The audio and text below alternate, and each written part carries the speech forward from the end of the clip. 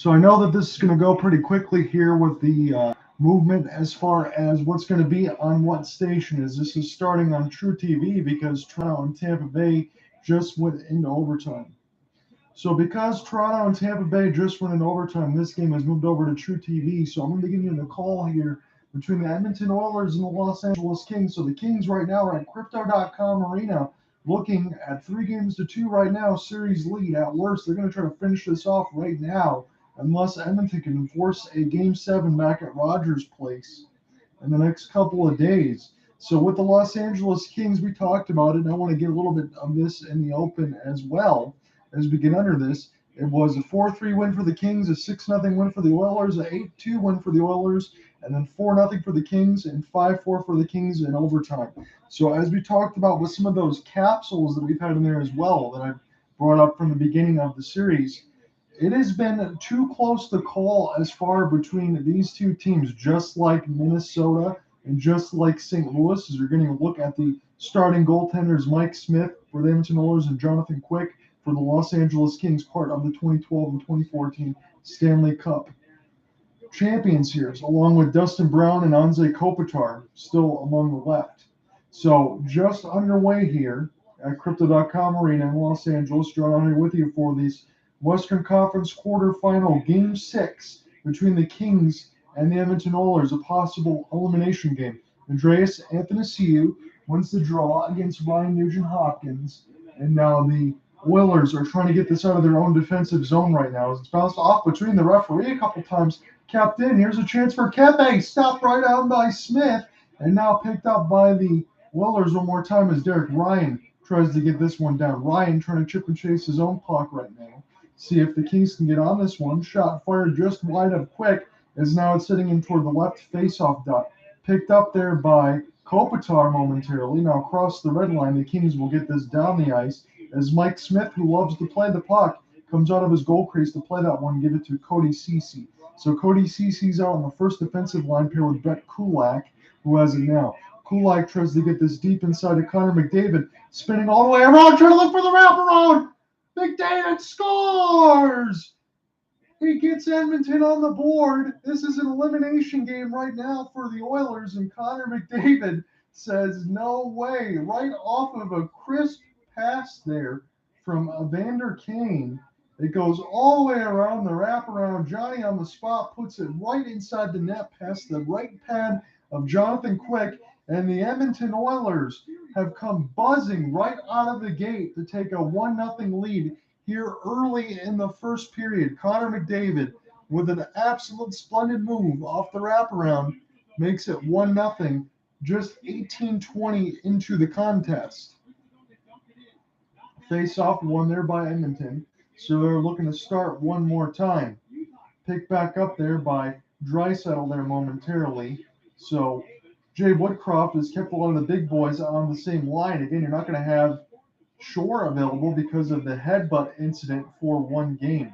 Anze Kopitar now, the AAA battery line. Nice toe drag, shot right on and stopped by Mike Smith after a lethal wrist shot. He was trying to end that one 5-hole, and Mike Smith closed it off.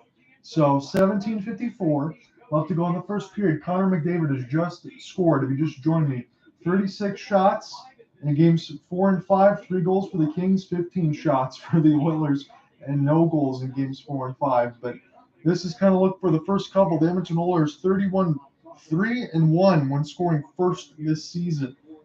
That is good for a .900 winning percentage. Nicoletti has scored for the St. Louis Blues, making it 1-0 lead for the Blues with 1:31 left to go in the first period. And again, the Maple Leafs and the Lightning are headed to overtime. So I'll give you a score update as much as I can on that one. Ole Mata, former Pittsburgh Penguin, now has it. He gives this one to Dursey, dumps it off to Brendan Lemieux. Lemieux's shot gets gloved and held there by Mike Smith off the left face-off circle. So the Kings immediately, they've stayed poised after giving up that goal. They got a couple quick wrist shots right on net to try to capitalize on Mike Smith. And look, it's one of those series, like I've said in those capsules, whether or not you're losing 6-0 or 8-2, the Los Angeles Kings have shown the ability to be able to bounce back. Again, they're going against a desperate Edmonton team on the road that does not want their season to be ended. Again, the heavy horses of Leon Draisaitl and Connor McDavid are going to have to be those upheavals to be able to get them out of this. As Alexander Edler's attempt went wide over the top of the glass, picked up there by Gunstrom, who had 2 goals in the last game. He got sandwiched there by Shore, picked back up off the backhand. Now all the way around the net here for the Kings as Kane and Ceci got an assist from a McDavid goal. Edler one more time and whistled around off the glass one more time. And now Strome tries to get on this thing right now. Here comes Edmonton. It's a 2-on-3. Cross pass right in front. Oh, he couldn't get the stick out. It was Draisaitl. That would have been 2-0 on Jonathan Quick. No chance for him to make that save, but Draisaitl couldn't get a hold of it. Picked back up there by McDavid, and now all the way down the ice once more for Cody Ceci. As he's going to go all the way back and pick this up from Mike Smith. 16:40 left to go in the first period. Glad you could join me here for this Western Conference quarterfinal. Dumped in by Tyson Berry, all the way around there from Mata. Try to get picked up by Mikey Anderson and Mike Roy as he tries to get through it. Matt Roy and Mikey Anderson. Picked back up now by the Oilers in their own end. Decked down the ice off the glass. Gets taken across the red line here by the Kings. Lifted up, shot over the glass, and up and out of play now. 16:16 left to go in the first. As you're going to look at Jay Woodcroft on the TBS side of things, I know this is True TV right now. So as soon as this switches over and the game's going to end, I'm going to have to go immediately in the Amazon 4K stick here and move this over.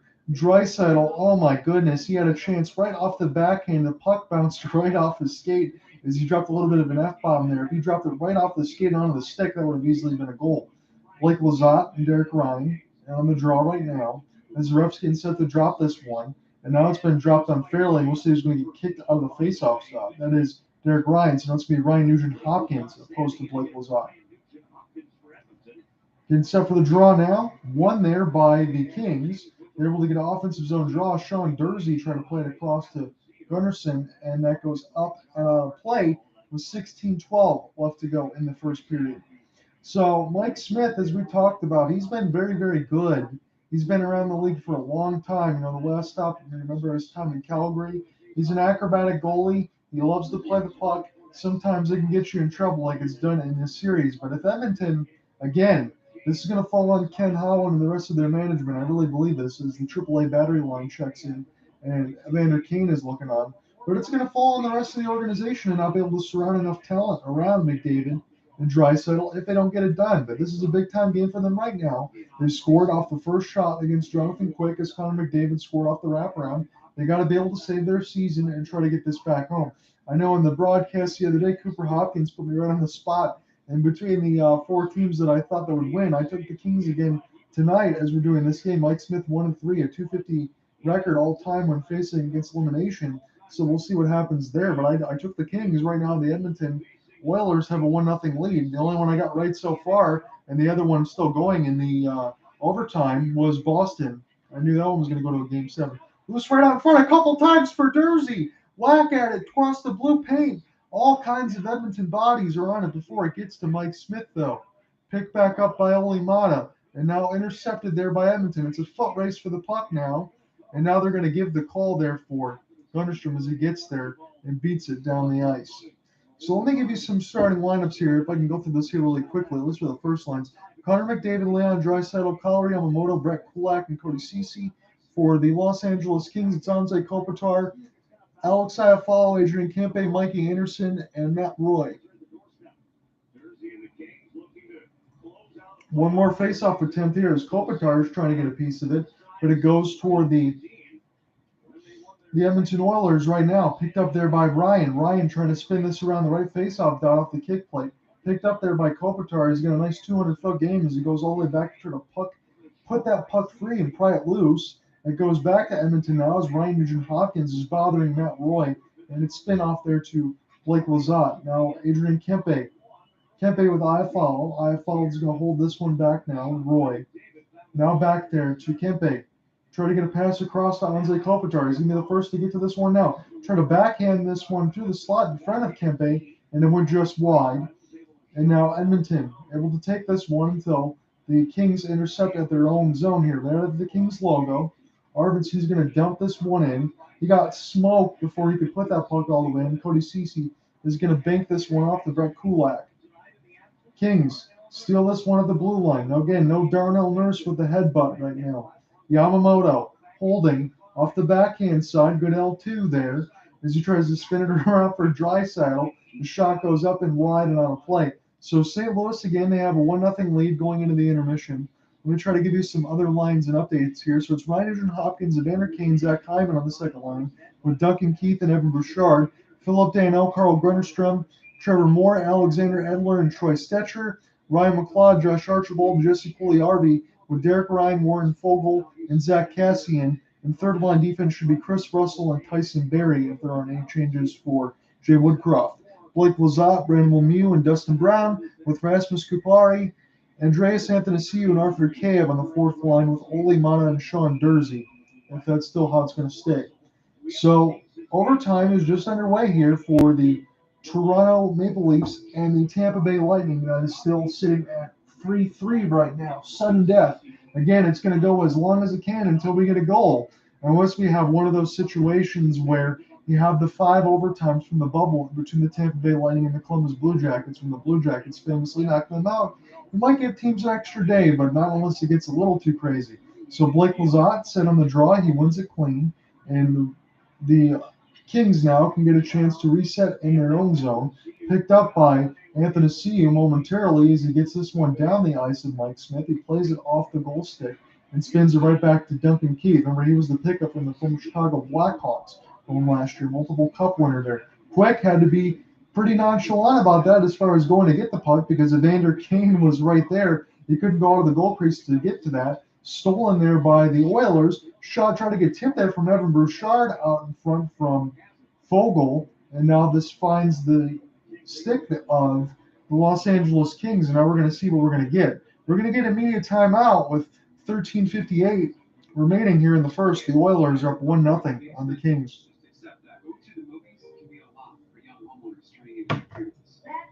Even if you don't have to go, you should try. We all know where the bathroom is and how to use it.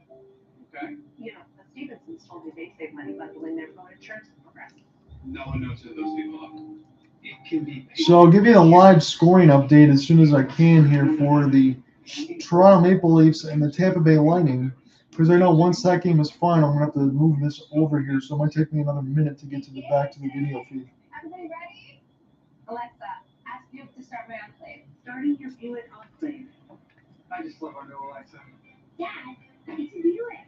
I love that new Alexis. It's a Buick. We can track to the T. Alexa, take us to the nearest grocery store. Getting directions. Alexa will get us there in no time. It's a Buick. Let's be real. Don't make me turn this Alexa around. Oh my. Painful. The Buick Enclave with available Alexa filter. Ask Alexa to tell you more about Buick SUVs. Verizon just gave us all a brand new iPhone 13. We've been customers for years. 17:37 left to go in the contest in overtime between Toronto and Tampa Bay. It's 1-0 in our game right now, courtesy of Connor McDavid as he scored within the first couple minutes of the contest. No overdraft fees are another reason banking with Capital One is an even easier decision than this. I'll take Barkley. Yeah. So far in the predictions What's in your that I was given yesterday, I am 1 for 1. The other game is still going on right now in overtime. And first period between St. Louis and Minnesota, I took Minnesota to be able to force a game 7. We'll see if St. Louis can close them out right now. Nick Leddy's goal has them getting the lead right now at the end of the first.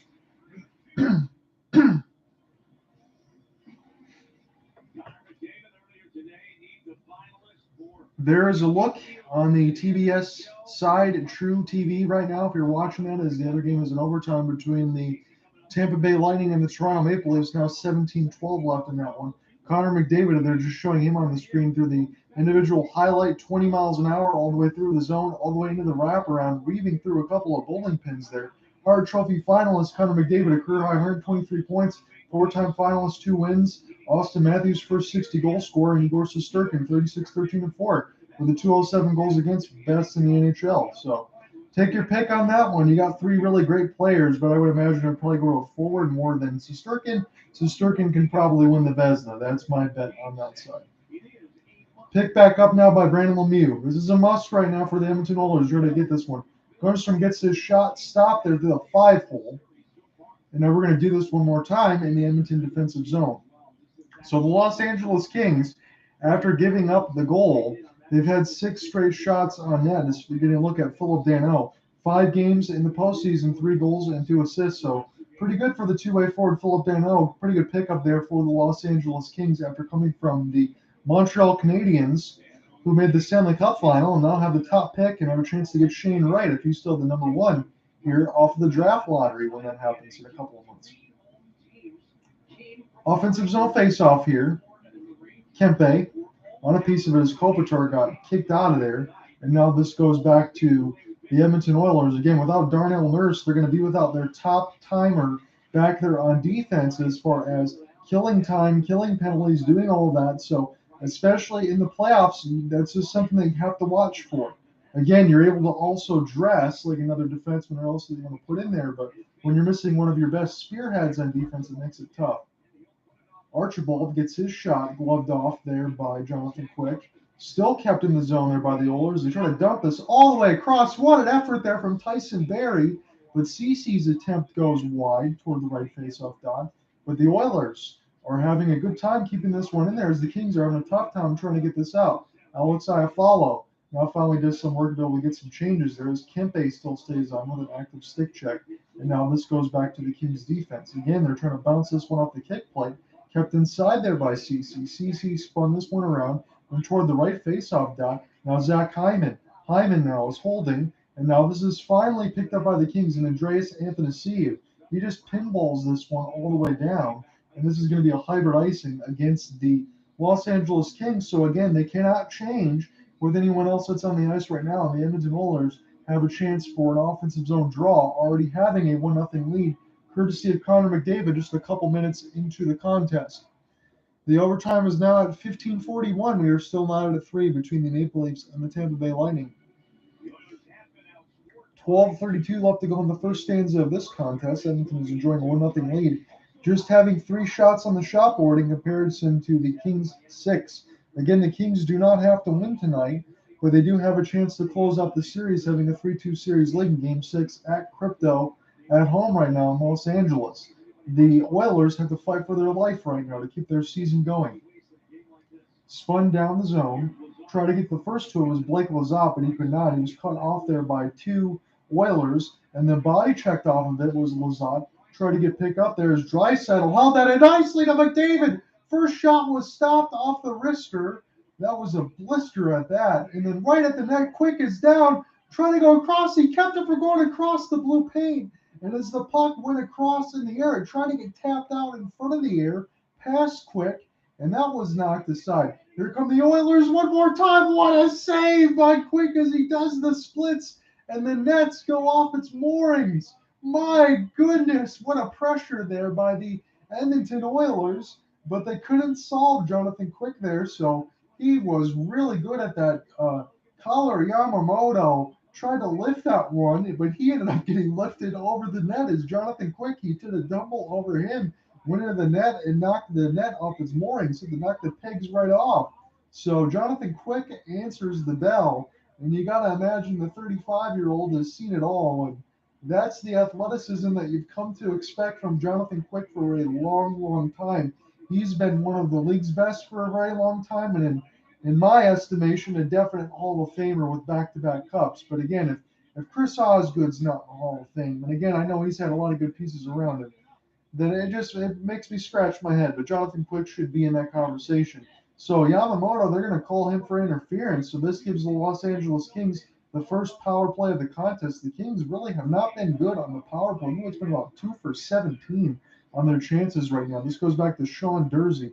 Dursey trying to hold it for Kopitar, left off a slap shot there and stopped as Kayev gets a piece of it. And now we have a meeting of the minds in toward the cage of Smith. But no matter, the reps are going to brush all of this stuff aside as we continue on.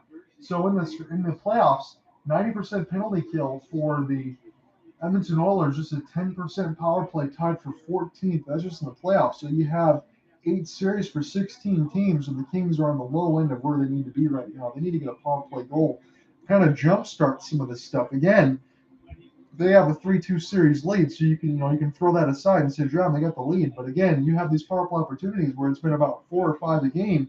You convert on a couple of these in this series, it's probably over faster than it should be, with the exception of the 6-0 and the 8-2. You really can't give up 14 goals in 2 games. But the Kings have been able to bounce off of that. So it's Danault, Kopitar, Kempe, Kayev, and Durzi right now on their power play.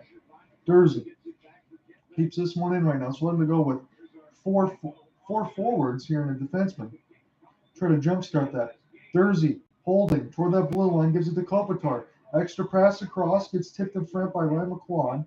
Quad's going to move that one over now. This goes back to Durzi. Now to Kopitar one more time toward the left faceoff dot. Kings being patient, not a lot to do there. Tipped in front there, but it got knocked just wide and down the ice as this goes across the red line. And Durzi is going to have to go back out to play this one. As Jonathan Quick is going to leave it here right behind the cage. And maybe the Kings can make some changes here as they're looking for Trevor Moore right now. Alex Iafallo spins around as Moore gets this in toward the left faceoff dot. Iafallo trying to hold and help there to get Moore to get this puck. And McCoy gets sandwiched. Big time hit there for the Los Angeles Kings. That was one of the biggest ones that I've seen right now. And now the Kings here, they come with the puck. It's a 4-on-3. Pretty much all the other players are back for the Edmonton Oilers after that big time hit. And now the Oilers might have a chance here. Some with Zach Hyman holding off the toe drag, trying to play this one back to McLeod, and it went just wide. And now it goes all the way down the ice. So this is just 10 seconds left to go on the Los Angeles Kings power play, but it's effectively going to be killed because the Edmonton Oilers have the puck right now. Connor McDavid getting around the broken stick. Now they return back to full strength due to the Edmonton Oilers. This goes back on the cage of Jonathan Quick and Oli Mata. Nice bounce pass off the look ahead. Blake Lizotte will get this in deeper. And Andreas Athanasiou, he's got some jets. Tried to get around Mike Smith. He could not do it. It was picked back up now by McDavid. Holding the L2 off the back skate. Now there's going to be an offside entry. So the play is going to be blown dead. With 9:19 left to go here in the first period, we finally get another media timeout there. Zach Hyman absolutely got destroyed off the left faceoff dot in his own zone. Come right back. Let's call more of the first period actions.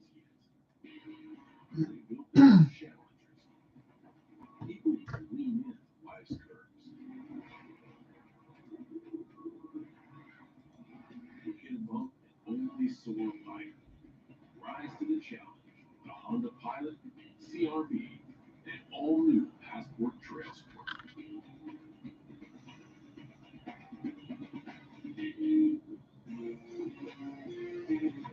DraftKings Stanley Cup playoffs offers are getting fans fired up. Bet just $5 and get $100 automatically, win or lose. With more on that, a hockey fan and organist. Real sweet offer, $100, win or lose. Yay! Nailed it! So download the app and get hooked for the playoffs with an official sports betting partner of the NHL.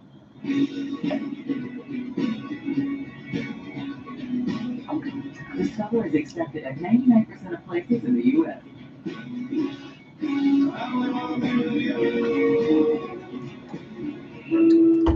Are you haunted by your cable service? Have you noticed strange, frightening things on your monthly bill? Experience feelings of dread when you pass by your cable box. If the answer is yes, Who are you gonna call? DirecTV Stream. The price you see is the price you pay. You're getting a gorgeous shot, courtesy of True TV and NHL TBS side of things, of downtown LA. Darren Elliott now is on ice loan for the TBS. I used to work for the Detroit Red Wings. He was a backup goaltender for a long time. I remember that. So that's really interesting to see that name as they're interviewing Jay Woodcroft right now. So 22 goals scored in the 2022 NHL playoffs. That's second in the NHL right now in the playoff series. There's been a lot of goals here, but again, I kind of go back to the series that Cooper and I have been doing for the Calgary Flames and the Dallas Stars, where that's been a little bit more of a throwback. I haven't seen a lot of goals on that, just 6 aside for both of those goaltenders. So we're officially getting back into the first period action here. It's about more than midway through here. 9:14 left to go in the first. John out here with you. Glad you could join for Crypto.com Arena. It's the Los Angeles Kings with a chance to close out the series right now against the Edmonton Oilers, but they're down 1-0, courtesy of a Connor McDavid goal just a few minutes into the contest. Mike Anderson will get this one down as this bounces off Iafallo. And now Anderson's going to have to race all the way down, but this is probably going to be called an icing, so indeed it is. 7-6 is the shot board advantage for the Los Angeles Kings. But again, the Oilers have scored the first goal right now, so the live money line is the Los Angeles Kings plus 215 and the Edmonton Oilers minus 310. That's what's understandable, but at the same time, I will say this. In this series, again, the team that's probably scored first is probably taking the brunt of the wins here. But the Kings have been one of those teams, and I've preached it many times throughout the brackets and capsules here, as it got tipped out in front there. It was Kopitar trying to get a piece of that out in front from a Kempe blast, and it was held nicely there by Mike Smith. The Kings are one of those teams that are not phased. Again, you saw that. A 6-0 loss and an 8-2 loss would more likely just bury any other team like that. Even if it's the Colorado Avalanche, I wholeheartedly mean that. This Kempe has 2 goals and assists and 9 shots on goal. You honestly don't recover from a lot of those things, but the Kings have had that happen to them too many times. Again, there was a lot of times where I covered them this year. They lost 6-0 to the Boston Bruins, and then come back and then just turn it right around. So this team is not phased by a game-to-game process, but they're down 1. They're going to try to find something now. But if not, they're going to have to go back to Rogers Place and try to get it in 7 if the result will hold. But again, we have so much game time left to go. Again, we're getting a live look here. It is Toronto and the Tampa Bay Lightning still tied at 3 with about 9-10 left to go in the overtime period, the first overtime period at that. So once that goes final, I imagine that's going to move over to TBS. And then once that does, I'm going to probably take an extra 30 seconds or so to move over to that channel to be able to get this coverage to you. Because I'm going to be here for you the whole game, no matter how long it takes. And then usually we'll give you a play-by-play coverage there of all of it, and then the full game story to follow. So I tried to get to all 8 series. I could not get to Colorado and Nashville because of the sweep. We're able to get to the other 7 games, which has been nice. Andreas Athanasiou now still holding. Nice close off there by Ryan to be able to move that in there. Draisaitl gets the pass across the tape as it gets bounced off there. Evander Kane was trying to take a bid from the left face-off circle, and that got blocked. Blake Lizotte now holding off the backhand, gloves it down, gets hit hard by Evander Kane, and now this goes back to Oli Mata. Adrian Kempe, part of the AAA battery line, is going to get that down there with Alex Iafallo and Anze Kopitar. I just love to say that one, but that's what it is right now. That's what I call it, at least. On the left face-off dot, the shot gets deflected there off of midair from Kane, and in the glove of Jonathan Quick and held. So 7 shots on goal for Edmonton, 8 shots on goal for the LA Kings. So Andreas Athanasiou is one of the fastest guys we've got in the league. I've seen him a lot with Ken Holland and the Red Wings when he was the GM over there. But the best thing that you can do there, just like the Oilers are doing, and Evander Kane is doing both of those, punish those players. If you want to have that speed and you want to pay for that time and space, you get body checked. You get some clean checks in there, that's what you do. You don't do what Darnell Nurse did, which is with the headbutt. So they'll have it for Game 7 if they advance on this one. Again, we have a long way to go for that, but not having one of your best defenders for a needless incident, for everything else that was warranted after the play, it just makes me scratch my head. Anze Kopitar and Ryan Nugent-Hopkins on the draw. Nugent-Hopkins wins it clean. It gets deflected out front. Yamamoto tried to get a piece of it. It's still with the sticks there of the Oilers as they're keeping this one alive. Ryan Nugent-Hopkins now try to spin this around and leave this for Fogle. Fogle now working his way off the back end of the cage of Quick toward the left face-off dot. Now just putting one around one more time as Mikey Anderson gets sandwiched. Pick up there by Gunstrom. Now down to Kempe. Kempe, the overtime winner. We'll get this one down. He was overtime hero from the last game, getting a couple goals. Now picked up by Ryan. Ryan spins this one in deeper there. Roy blows a tire there, does one of the Oilers, and now overplayed the puck, does one of the Kings. So a couple of miscues there as we start waiting for this puck to go across the red line. The Oilers will dump this one in now. Jonathan Quick trying to stay in his goal crease as this spun around toward the right side. Loose out in front of the blue paint, picked up by Cody Ceci now toward that blue line. Spun there by McLeod. Now all the way on the other side gets tipped, but Jonathan Quick alertly sticks that one aside. Batted out in the middle of the air on Mata, and now we're going to get a call for a hand pass, so that's going to stop the play. So we're going to have a neutral zone draw. With 6:29 left to go in the first period, still 1-0 in favor of the Edmonton Oilers as we look at Trevor Moore right now. So the hand pass is something that you cannot do. The two-line pass is something that you would have to be in favor of for rules in the 90s. That's now official. If you're going from blue line to red line, you can no longer do a two-hand pass. That was for a long time, but now it's legal. But the hand pass with the glove down is fine. But when you're trying to move that along to increase the pace of play, you cannot do that. So Draisaitl kicked out of the draw here. So Connor McDavid is going to take this one right now. 11 for 21 on the draws in favor of the Edmonton Oilers right now. One there by the Oilers and Connor McDavid. This goes back to McDavid now. He finds the puck, tries to backhand, forehand this thing, and Quick was able to sprawl all the way down. And now we got a big-time meeting in front of Quick.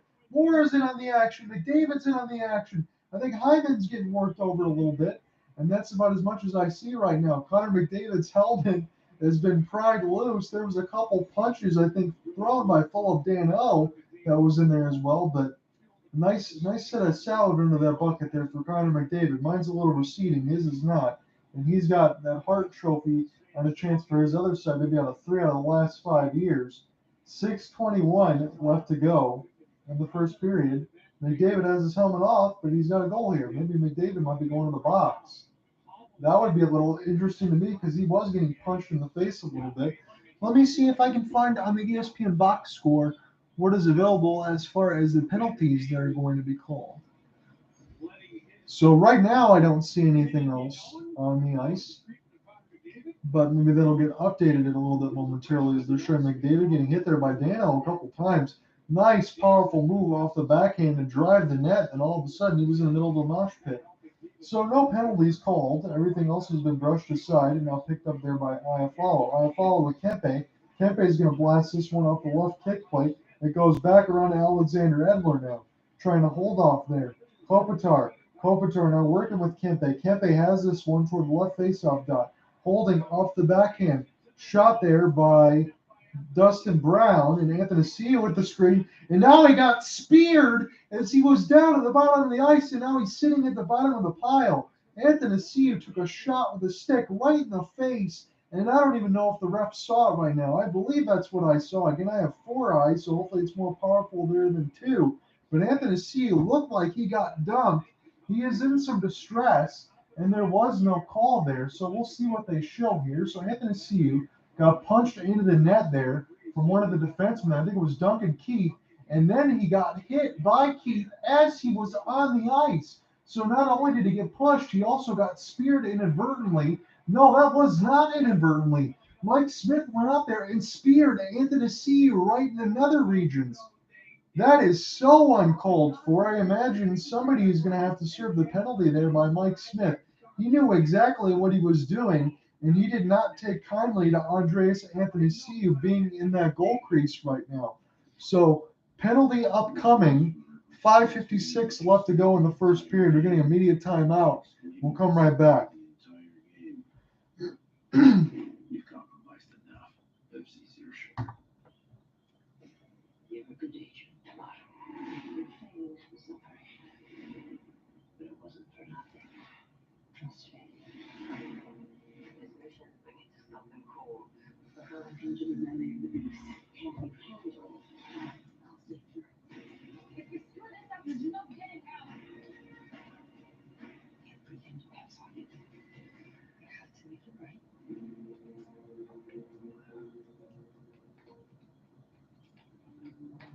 For me, one of the best things about life is that we keep moving forward. We discover exciting new technologies. Got to make sure I mark that one down because not often you see a goalie spear.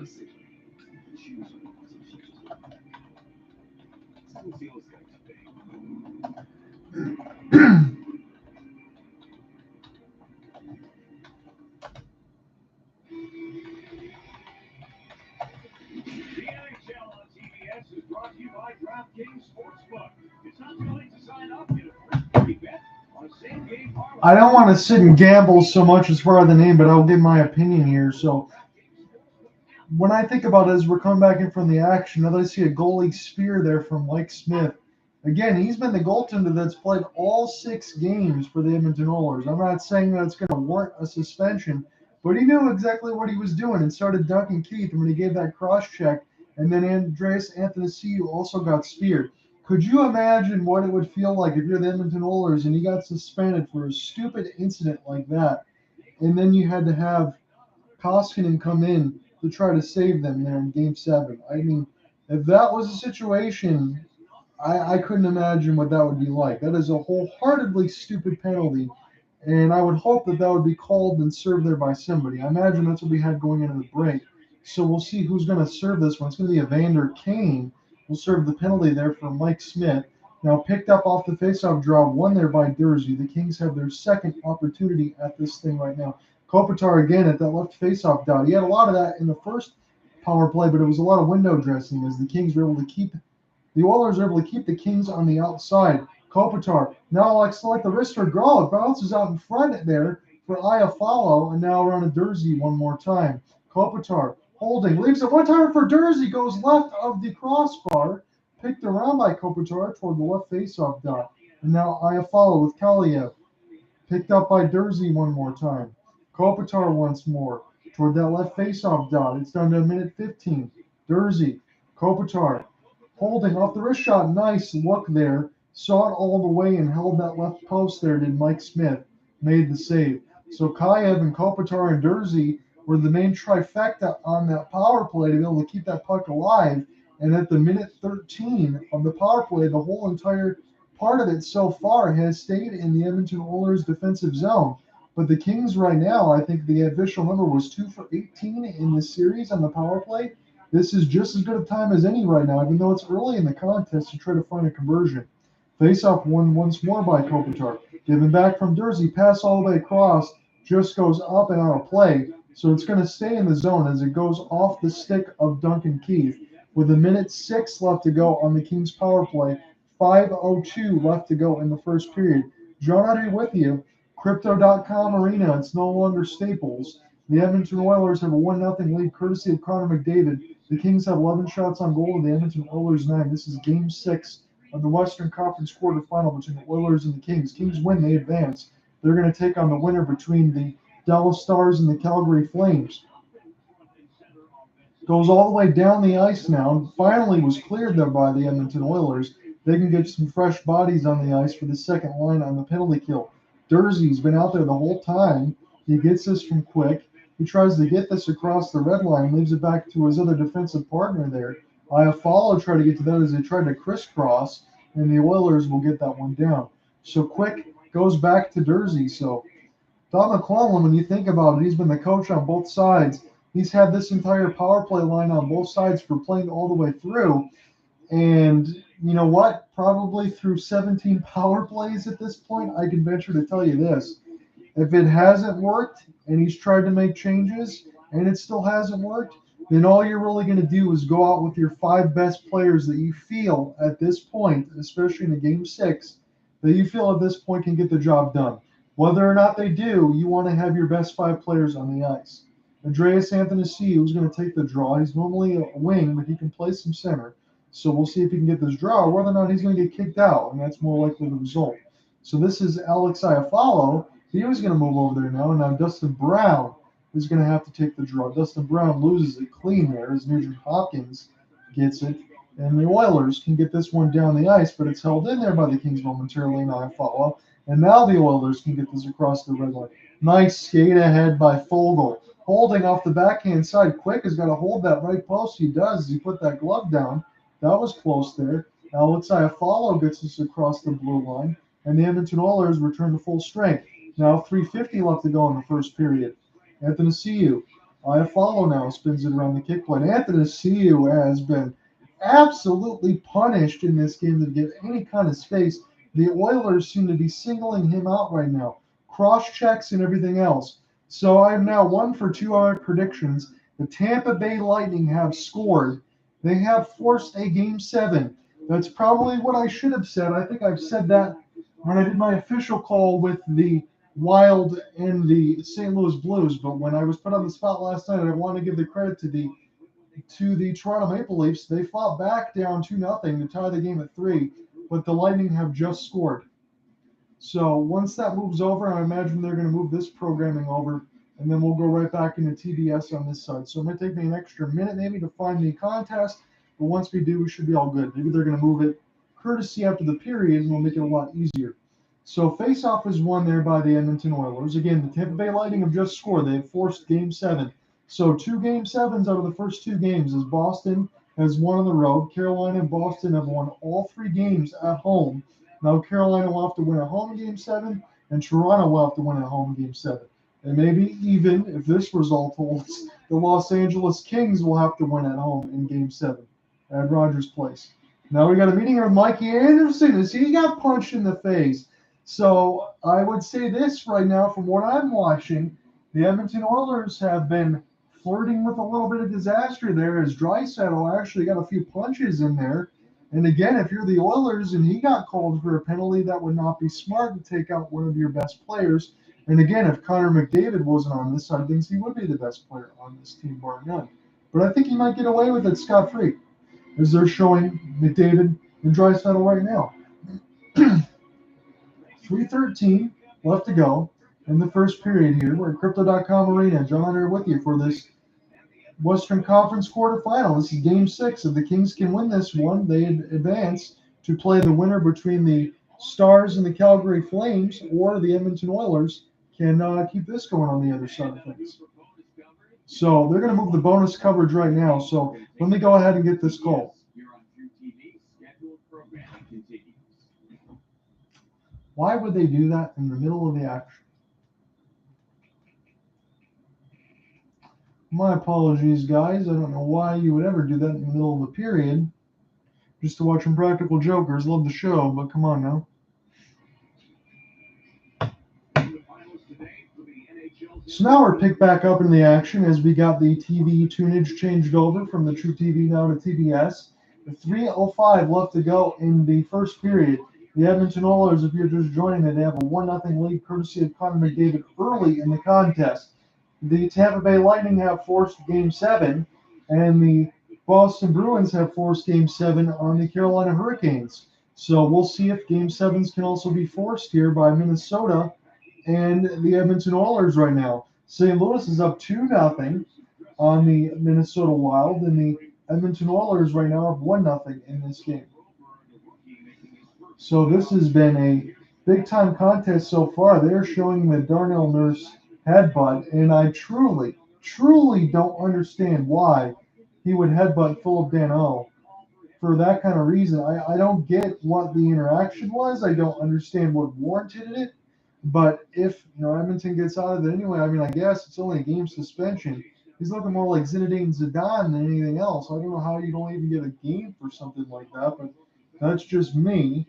On the other side, this is Kempe. He wins the draw. This one goes back to Dursey, and now picked back up by Cody Ceci as it spins around the kick plate.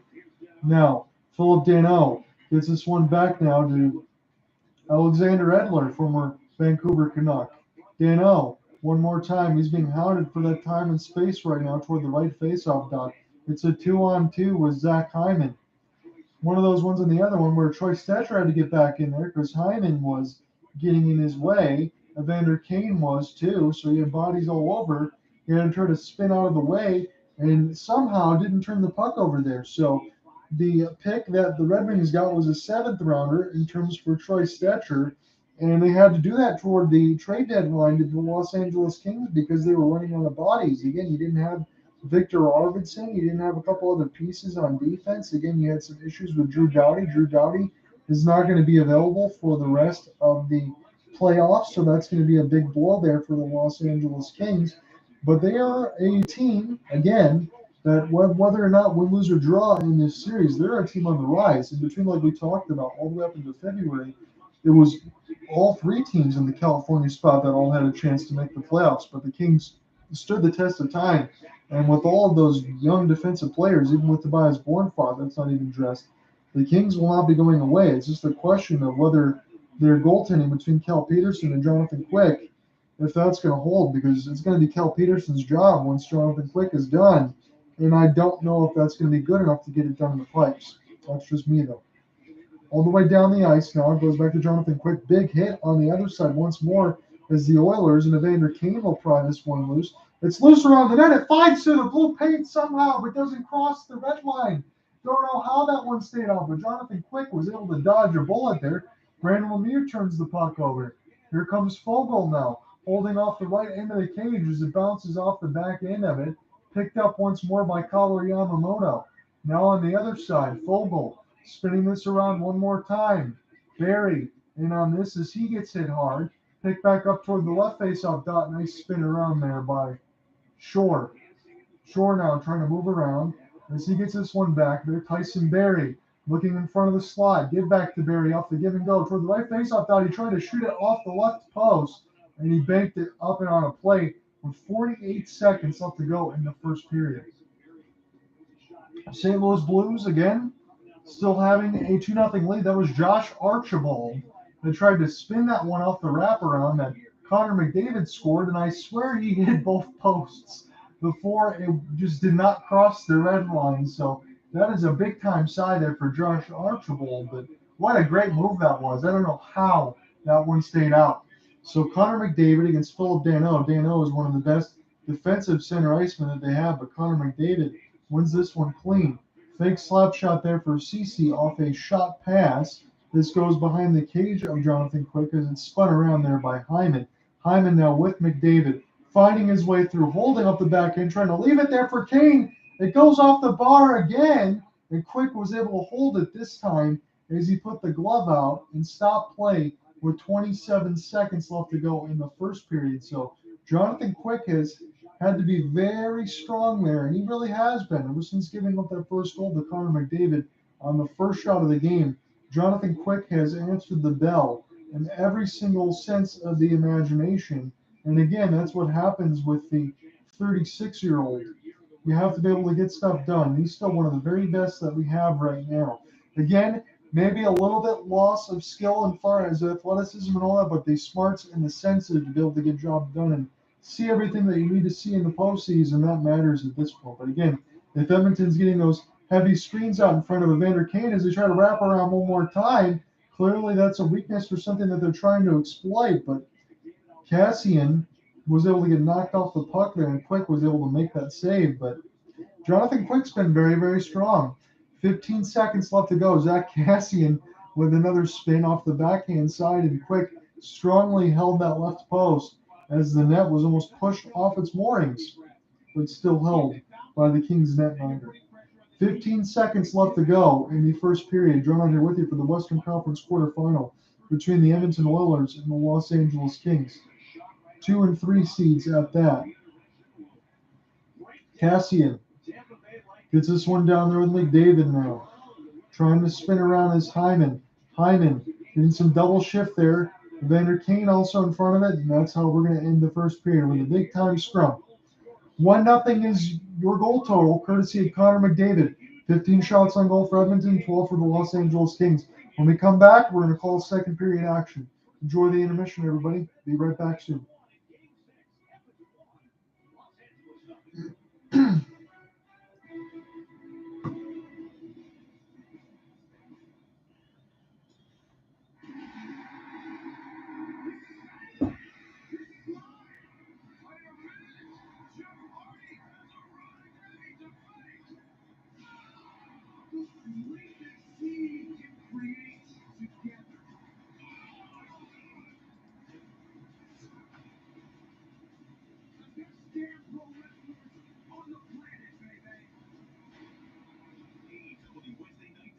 What's going on, Pat? How you doing? You just joined me in the intermission, but the only goal right now that we've had in this contest was Connor McDavid just a couple minutes in.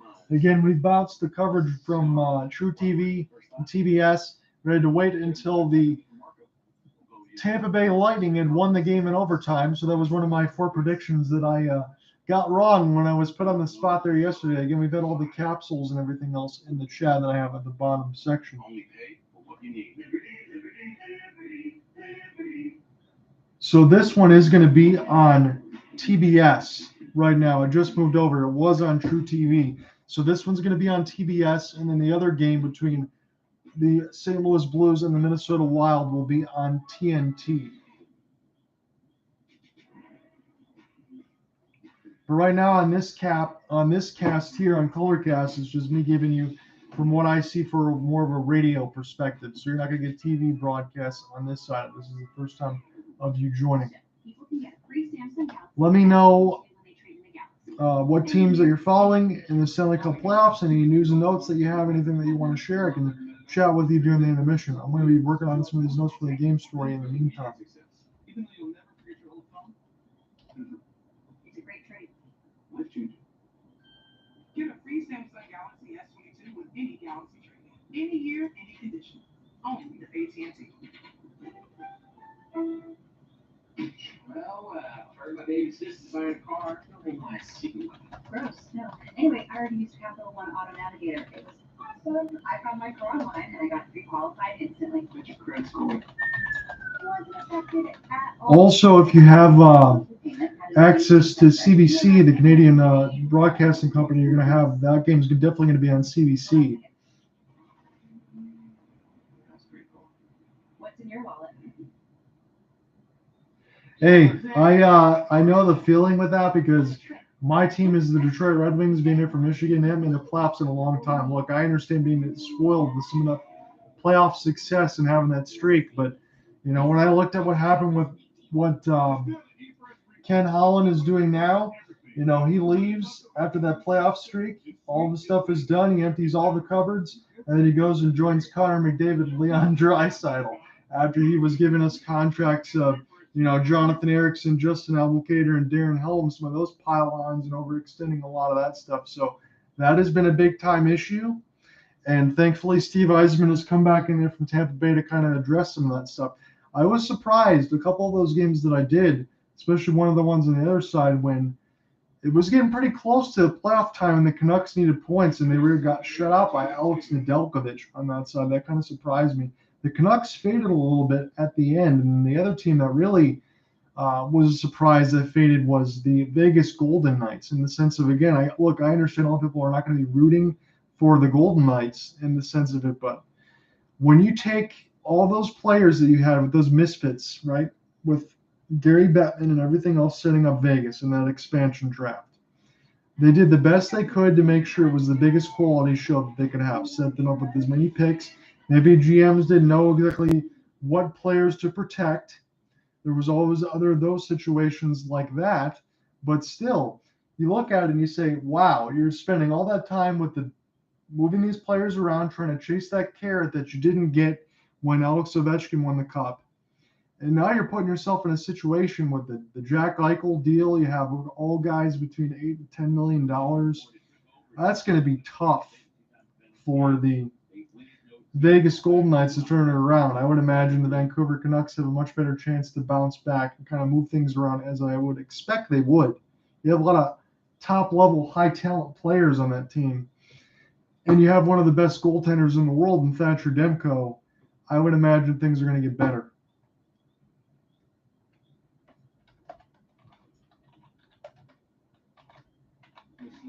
It's almost Brady Point stopping in front. I mean, this is fresh ice talk in the Leafs zone because the puck has been in Tampa's zone the whole.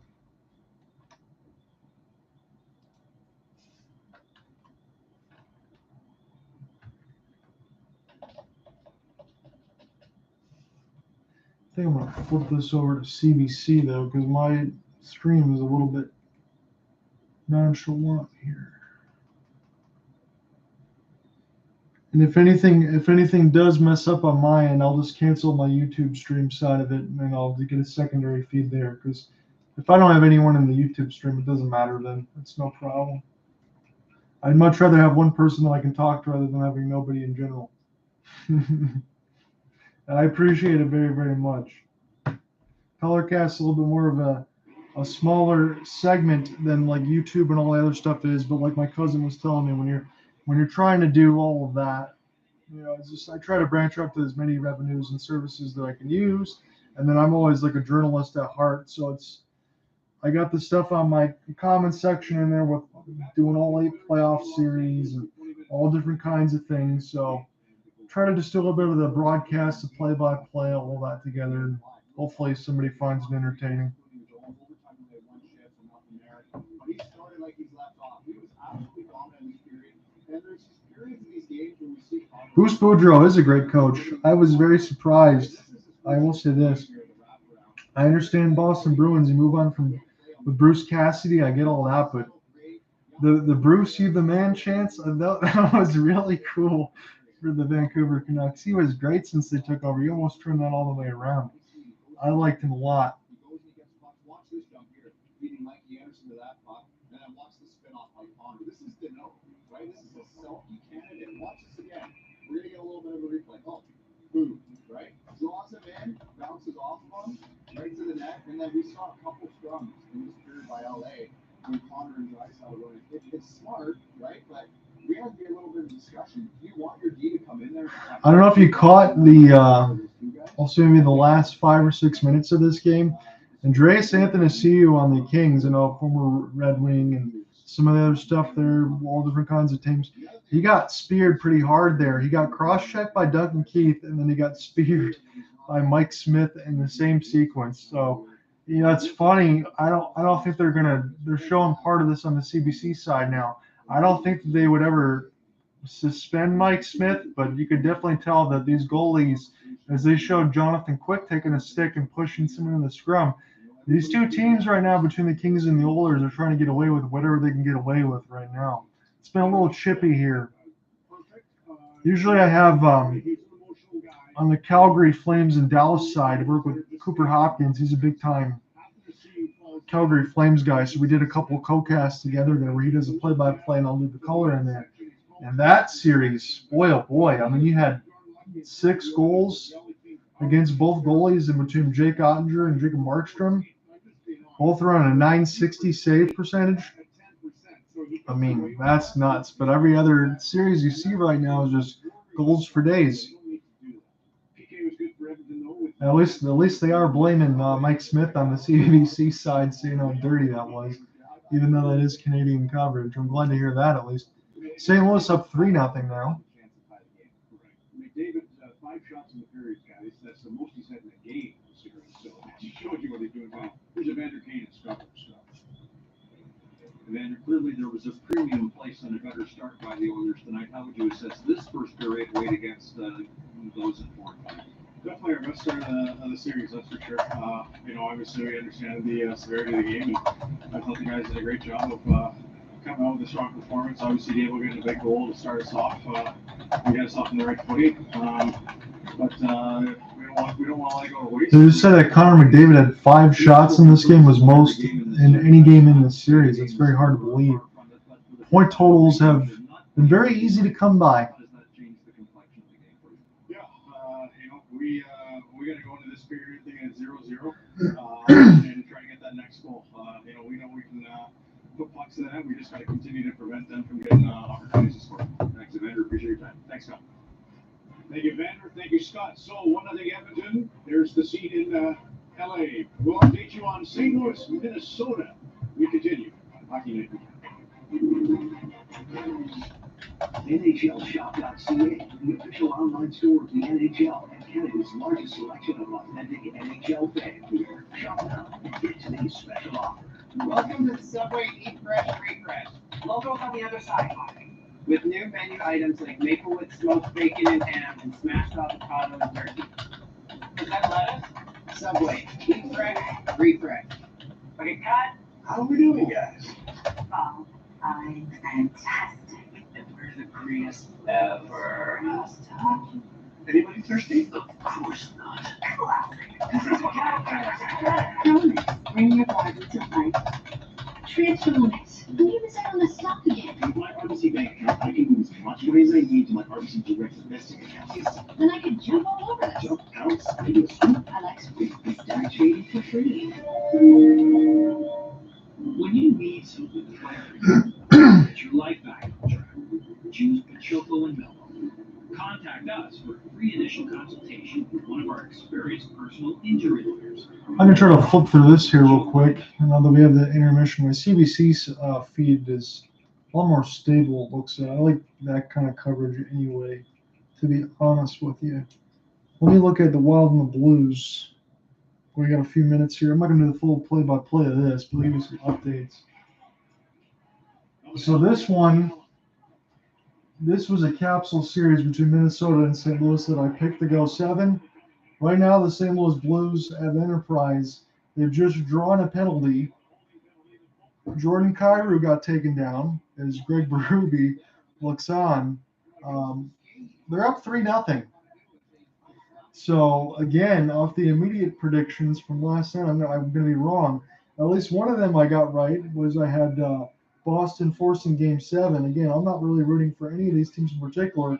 Although I will tell you one thing: everything I saw of the Carolina Hurricanes through the regular season, Wayne Gretzky picked them to win the Stanley Cup Finals. I don't know if I'd go that far, but I certainly can tell you that Carolina is one of those teams that should very much be in the conversation. To be able to do what they're doing, with Antti Ranta and Peter Kochetkov, that's pretty good. If Freddie Anderson's in goal, series could have probably already been over. But again, there's been such momentum swings in that one. It's been crazy. I did Game 5 of this series when Vlad Tarasenko got the natural hat trick in the third period. But for Minnesota to come out so flat in an elimination game right now, and St. Louis being on the power play, where they're just working it right now, they gave Cam Talbot the start net, putting a lot of the blame on Marc-Andre Fleury as to why the series has been where it is. And right now, he's given up 3 goals on 20 saves. So it is what it is right now. I guess I'm surprised that Talbot, it's his first start, because they spend most of the time going all the way through. That shot went wide over the blue paint, up and on a play. But the St. Louis fans are serenading him with the Talbot call, as St. Louis has 1:18 left on their power play.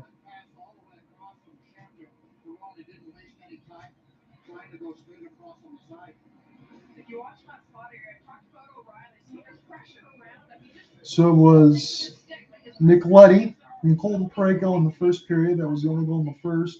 2 in the second. Ryan O'Reilly on the power play from Braden Shen and David Perron. And then Tyler Bozak from Alexei Trubchenko and Brandon Saad at the 13:25 mark. So we're going to watch the end of this second period, and then we'll flip back over to our game.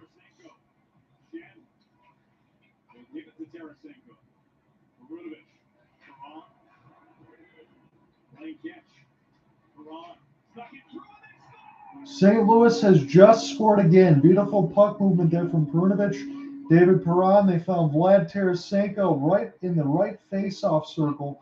Blasted it right past Cam Talbot. No chance. St. Louis up 4-0 on the Minnesota Wild right now as Vlad the Impaler continues to add points. Good screen in front there by Braden Shen off the great puck movement by Perron. It goes all the way across the blue paint, and the shot goes all the way in and out, bar down. Vlad Tarasenko makes it 4-0 for the St. Louis Blues right now. That's got to be deflating. But I will say one thing with what's left.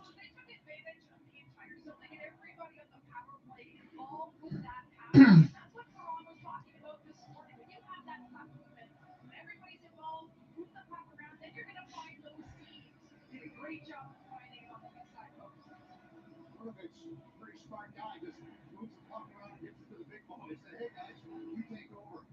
I'll just direct traffic back here. That's worked out well for the St. Louis Blues. Even with the loss of Torrey Krug, they scored 8 power play goals in 5+ games in this series.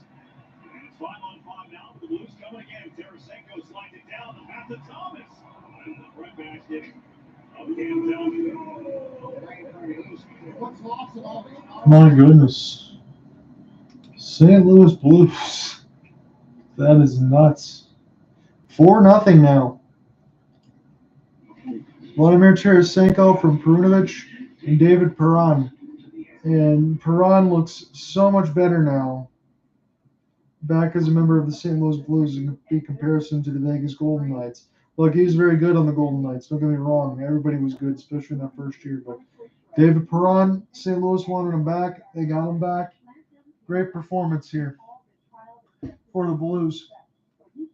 In my initial capsule, I took the Blues in 7. It might be Blues in 6. So a lot of these, I can feel confident in saying this. I might not got all of them right. I don't think anybody can get all those right. I had Carolina in 7. That's going 7. I had Tampa in 6. That one's going 7. Like we said, Blues in 7. This one right now, I have the Kings in 6. Right now, that could still happen as they're only down 1. So every single one of these series, other than, like I said, with Colorado and Nashville, that I said if there was no goaltending, the most I would even give Nashville was a game. They didn't even get a game. It's not really their fault, but that's just where we are right now in the series. So I can feel pretty good about some of the predictions, but the betting for from last night to now, I probably would have lost a little bit. This is big contest. One fan could win $1 million. Keep watching the Stanley Cup playoffs for game bonus and more chances to win instant prizes. Leon Draisaitl is out to start the second period for the Oilers. Elliott talked about this in the first intermission, but we'll show you again what happened to him because this could have an impact on the rest of the game. So Leon Draisaitl, they're showing he was in the midst of the scrum. He got taken down by a neck chokehold a little bit there by Mata. And then he went to the room as he needed attention. He was slumped over bad.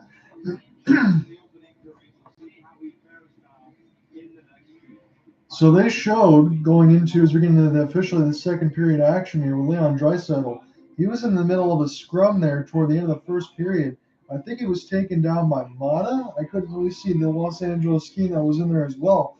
But he was hunched over a little bit. He was in some pain. He went to the locker room to go get some treatment.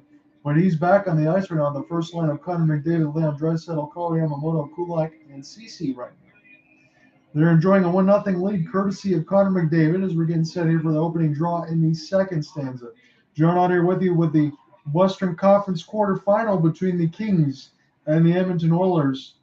Edmonton's got a 15-12 shot advantage on the board and a 1-0 lead as the puck goes up and out of play. So we're going to have a neutral zone draw here with 19:49 left to go in the second as we're really just getting underway on the other side of it. And Trevor Moore cross-check from Draisaitl, no call on that side. So Draisaitl, if he's going to take some punishment, he's going to give some punishment as well. So good man on that side. He can't let everybody else run all over you, especially with a guy as good as he is. Being at worst, I would say top 5 in the world. But I think that's probably being a little too modest. He's probably closer to top 3, with Connor McDavid probably being the best in the world. So Deneau gets that one played off the boards, and now this goes Leon Draisaitl. McDavid, wrist shot, gets whistled high and up and off the glass, back into play, but it's going to go back into the neutral zone here one more time. So Edmonton, couple quick chances here in the second period, but they've both been high and wide, trying to just take advantage of Jonathan Quick as much as they can at this point, and I don't blame them. You want to get as many quick shots as you can right now. I don't think the Kings have played all that bad, especially as the goaltending in between the pipes. After Jonathan Quick gave up the first goal in the contest off of the first shot, he's made 11 consecutive saves. He leads the Oilers, as Connor McDavid, with 10 points in the series, but what else is new for Connor here? Wins the draw one more time, but this ends up finding its way back to Olin Mata. Spun around there for Sean Dursey as he could not get to it. Kayev trying to get into this one as well with Gunnarsson. Now behind the net, trying to get played there smartly there by Hyman. Hyman now holds this one with Evander Kane. Kane still trying to look around the net here as the Oilers are trying to move this one around. It gets spun in behind the cage of Jonathan Quick now. And now the Los Angeles Kings trying to play this one with pace. Passed a little bit too hard there for Gunstrom, and 2 goals in the last game. Now it goes to Tyson Barrie. Intercepted there by the Kings. So Dustin Brown is not exactly fleet foot anymore. Gunstrom gets his shot blocked there by the Oilers defense. Picked back up by Edmonton one more time, and now intercepted by the Kings. Kings trying to dump this behind the goal cage of Mike Smith, and Edmonton now intercepts this one with Cody Ceci as they spin there around. Hyman trying to do his best impression to get around 3 different Kings, and now picked up there by Iafallo. He bounces this one off the kick plate. Here come the Kings. 3-on-3 the other way. Held there by Kempe. Kempe was the overtime hero of the previous game. Played out in front. Nice look ahead now, and now we might have a breakout here. Connor McDavid waiting for the cross pass. Shot gets blocked by Jonathan Quick, and the pass can't get over. Zach Hyman now giving this one to Brett Kulak. He fires it, went through a screen and scores! I think that might have been tipped in front from Evander Kane. quickly, it's 2-0 in favor of the Edmonton Oilers. They just interviewed Evander Kane going into the intermission, saying that he wanted to play the same way and come out with pace and force the issue. Edmonton has done that throughout the entire contest. Again, this is not the same drubbing that the St. Louis Blues are giving the Minnesota Wild, being 4-0, but it's already 2-0 right now as Kulak has his blast get tipped right out in front just gorgeously there by Evander Kane. So with all the other off-ice issues with Evander Kane, as soon as he's joined the Edmonton Oilers, that's going to make Ken Allen look like a genius. So he can say, well, look, if things didn't go the correct way, at least I brought you Evander Kane. Man, he's been really good here in the postseason as the Oilers now have a 2-0 lead and a 17-12 advantage on the shot board. 18 minutes left to go in the second period as we get a stoppage and a whistle here. As Koskinen is looking on, talking there with Evander Kane. Kane also having a few more words here with the referee. Kane, it's his 6th goal of the playoffs. So you're talking about a guy that was in between trouble there with the San Jose Sharks. He wanted out. He had all the other legal troubles, the gambling, some of the domestic things. Again, I won't get too deep into all of that stuff, but with all of that, then the Edmonton Oilers said, we need some help. We're going to go get this guy. And people are just, scratching their head like, really? You're getting this guy? And then look at what he's doing in the postseason. Shot stopped there by Roy from a Smith bid there for Roy. There's a glove save, and now it goes back down the ice. The Kings get this one more time now across the red line. They're now down 2. Philip Dano can't keep this alive across the blue paint and has to back this one back out to his defense there when Roy is going to set this one back up one more time. Looking for a bullet pass that goes high off the kick plate. Picked back up in the own end by Duncan Keith. Duncan Keith gets forced off the puck there. Connor McDavid joins there as he knocks Mikey Anderson down off the heavily padded wallet. And now CC will spin this around one more time. Now the Oilers have this out of the neutral zone. Here comes Connor McDavid one more time to Kari Yamamoto. Expertly, the Kings able to take McDavid off the puck, but they need to be able to create some offense going. Arthur Kayev has his shot pinball off of one of the Oilers players. It's picked in behind the net now. Picked around there for Blake Lizotte. Lizotte tries to spin around now with Dursey. Dursey gets pushed down off the goal cage now as it's in toward the right face-off dot. Lizotte gets hit hard again. It goes around for Lemieux. Spun around there by Mikey Anderson. Kept alive at the blue line. And now it goes back to the right face-off dot one more time. As Kayev is trying to get a piece of that and leave it for Lemieux. Lemieux gets the cross pass over to the right D. It's spun off there as Mike Smith has to play with the big goal stick on the other side. And now this goes back toward the right face-off dot where the Edmonton Oilers can chip and chase this one out of the zone. Picked up there by Dursey. This goes around now in the forecheck of Lizotte one more time, doing some yeoman's work. Lizotte gets sandwiched into the right side of the boards there toward the right face-off dot. Now Brown gets picked back up, and there was a clean offside entry here as 2 different Kings went off sides. So 16-12 left to go in the second period. It has been all Edmonton right now, but not to the point of where it's 8-2 or 6-0 where you say all Edmonton, but the physicality, Josh Archibald, my goodness, he lifted Blake Lizotte off the ice. He hit him so hard. So Archibald has been very, very physical, and boy, I think one thing, you're not allowed to leave your feet when you're going ahead and taking a check there, are you? That could have been something that might have been able to be called, as you did get a little bit of the elbow up into the face there of Lizotte, but either way, Lizotte got sandwiched there by Archibald. The puck is in toward the blood light sign, in toward the red line there on the right. Kick back into the left face-off dot now behind the goal cage of Jonathan Quick. I haven't seen much of the play in the end there of Mike Smith, even though it's been 13 shots on goal for the Kings to 17 for Edmonton. Now maybe a 2-on-2 Alex Iafallo and a glove save there for Mike Smith as he kind of showed a little flash and pizzazz there and toward the bottom right of that post as he stops it. So as we get a little bit of a stoppage here for a commercial break, we're still in the midst of the play here. Let me give you a little bit of that box score. It's 4-0 at the end of the second in favor of the St. Louis Blues. Again, Boston stopped Carolina 5-2 to force a Game 7, and Tampa Bay Lightning have forced Game 7 at home. So they forced it with a win at home. They're going to go back to Scotiabank for Game 7 in Toronto. Face-off is won. by the Edmonton Oilers. Try to get saved there by Evander Kane.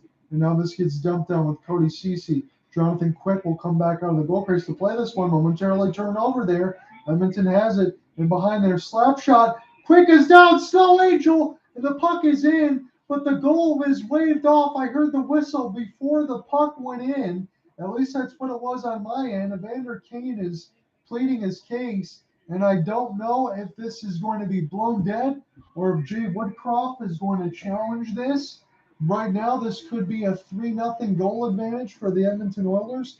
The whistle blew before the goal went in as Jonathan Quick was down. So it was lazily intercepted. McLeod played this one back to Kulak. It was down, and the whistle was blown, I think, inadvertently. This should be Evander Kane's 8th of the playoffs.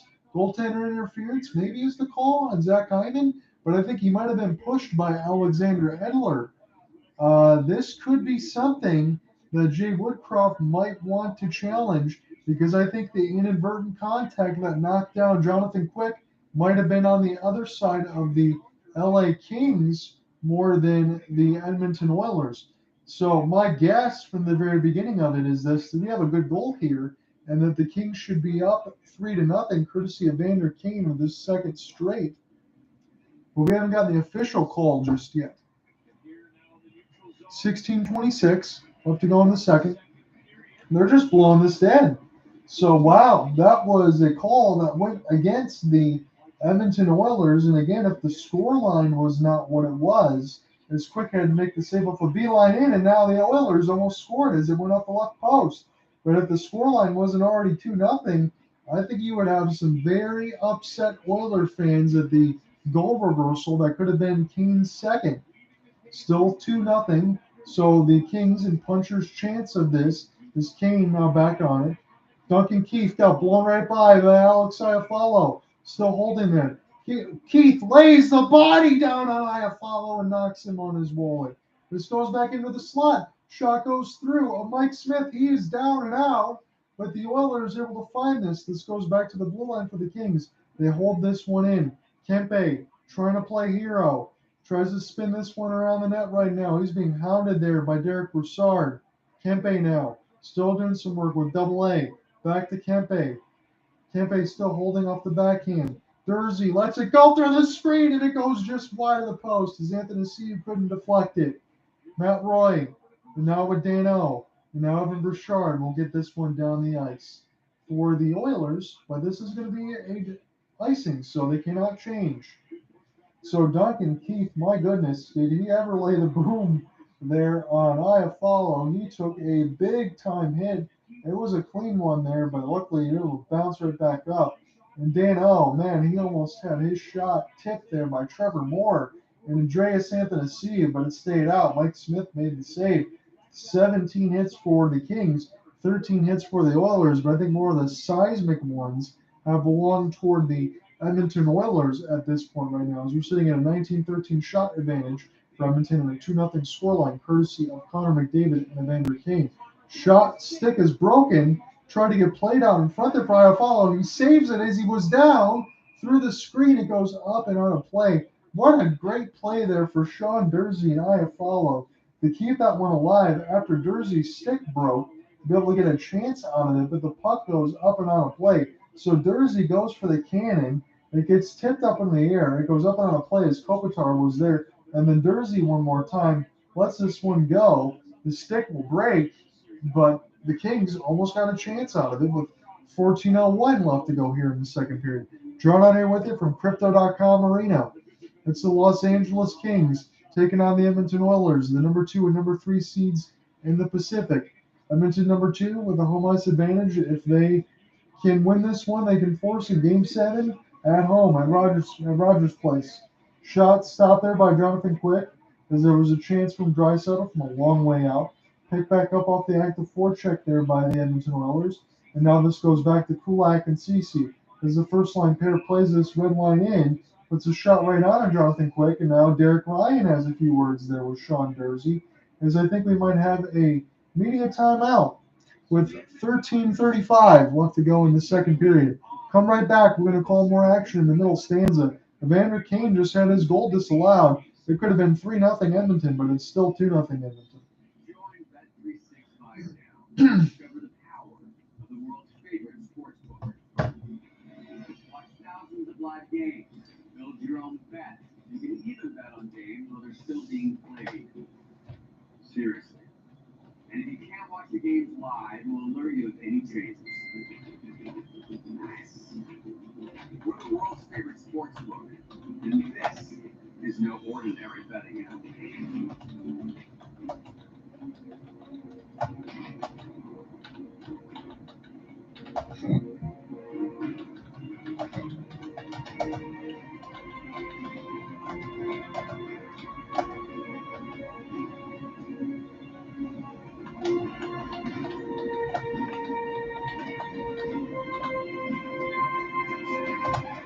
What do you expect? See me?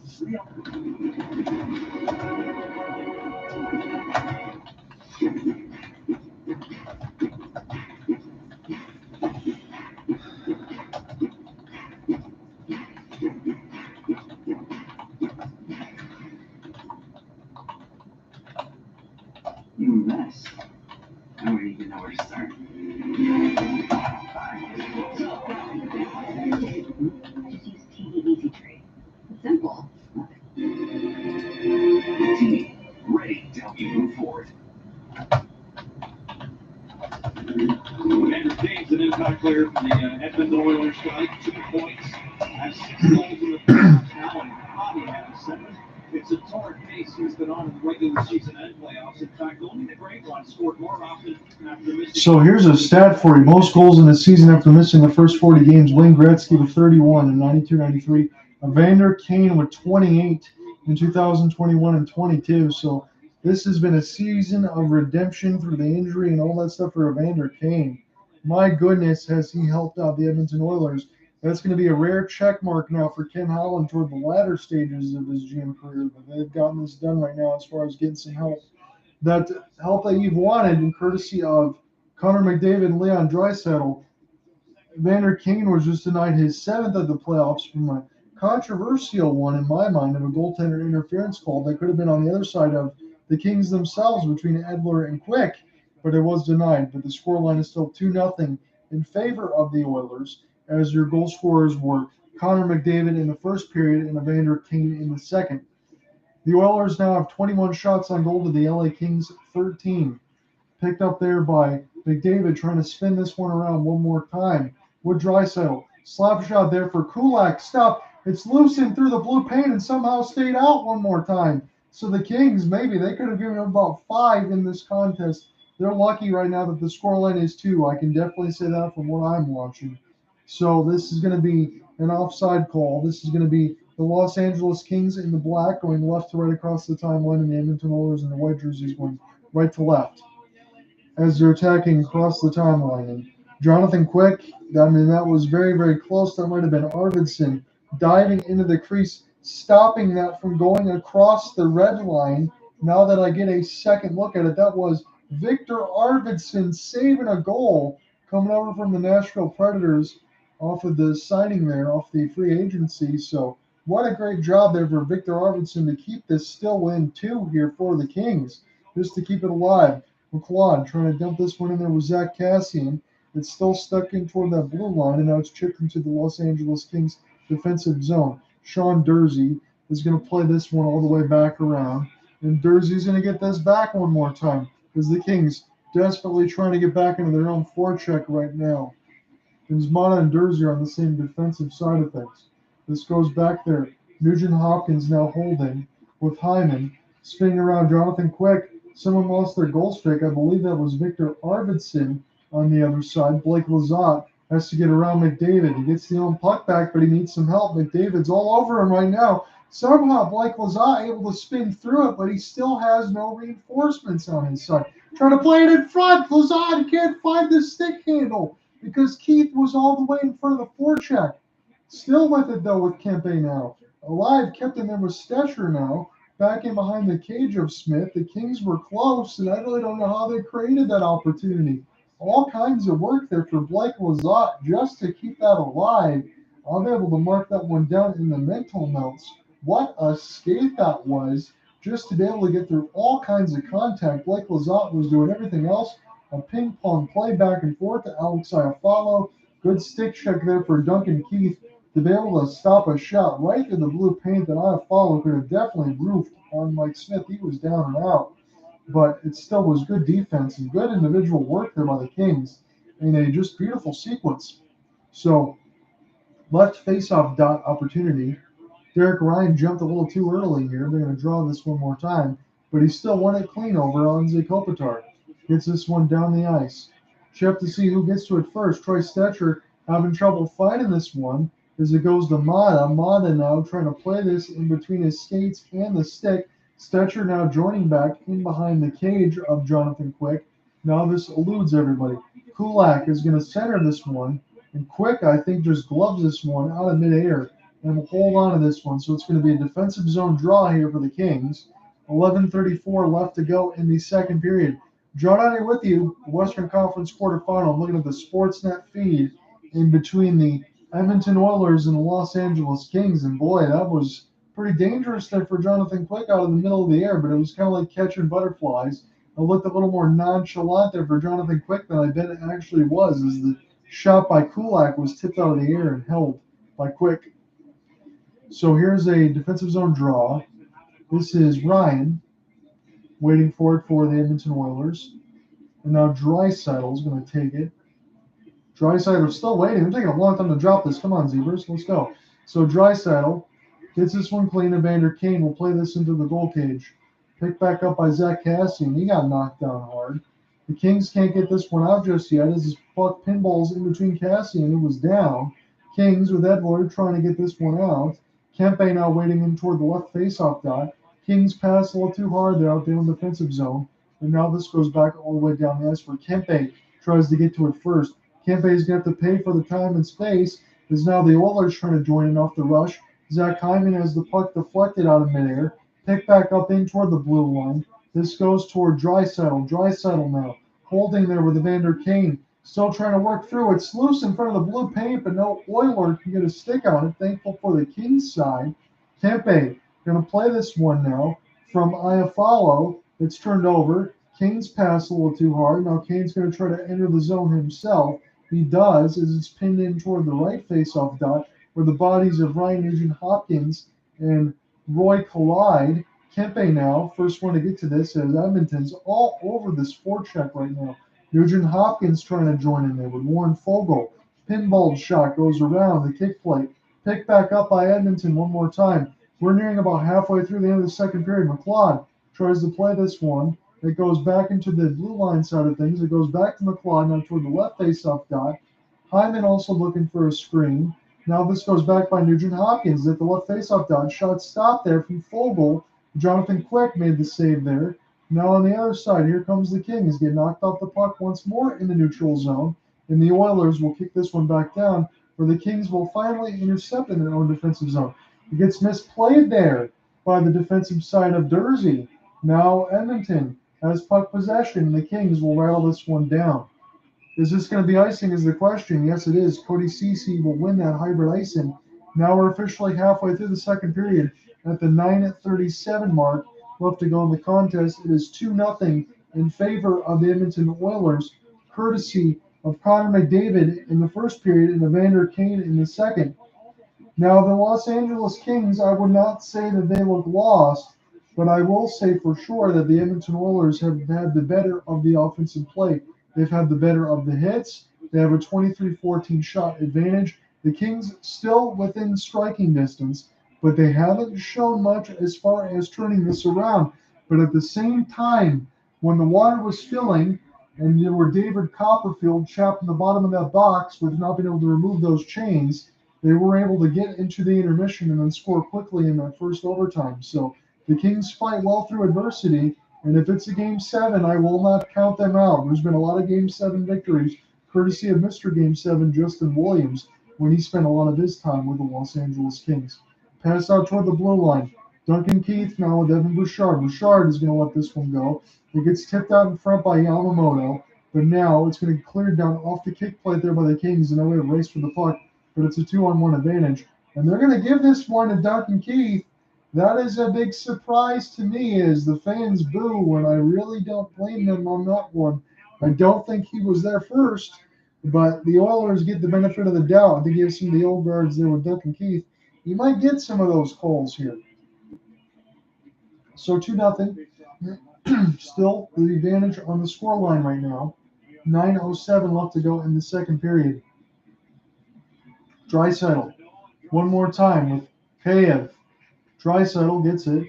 This goes in between some skates. This goes back there. Cece gets his shot blocked. The Kings, maybe they could have something here, but it's a 2-on-2. Nice close-up by Kulak as he knocked it all the way with Cece. To stop that was a 2-on-2 for Lazat and Arvidsson if they could have got that one there. Kings trying to make something happen, but this goes to McDavid. And now they close this one off before McDavid can turn on the Jets and get there. Boy, when McDavid decides to skate hard, there really isn't anyone else in the NHL that can catch him there. He looks to be one of the fastest skaters still in the league that we've had, although he's already played, about 5, 6, 7 years here for Edmonton. Every bit as good as the best player in the world, that's for sure. Picked back up by Draisaitl. Draisaitl McDavid has been a tough first-line combination as they put that on there. And they didn't want to stretch those lines in the playoffs. They're having the best players play, and that makes a lot of sense. Anthony C with a chance, and he banged that way wide as it went off the kick plate. And now this might bounce all the way to the other end where Jonathan Quick is going to wait. KF has this one go a little far. Arvidsson also as well. Smith will play this one quickly there for Bouchard. Good sandwich there on the other side of the Los Angeles Kings to knock the puck loose. And Jonathan Quick will play it to his defensive line mate as they're looking across the red line right now. And that was put out right in front there by Arvidsson as he had a good quick look at it. Nice pad save there by Mike Smith. He kicked it aside toward the right faceoff dot. It was loose there momentarily. The Kings had another chance at it. Mike Smith closed the 5-hole before things got a little too crazy.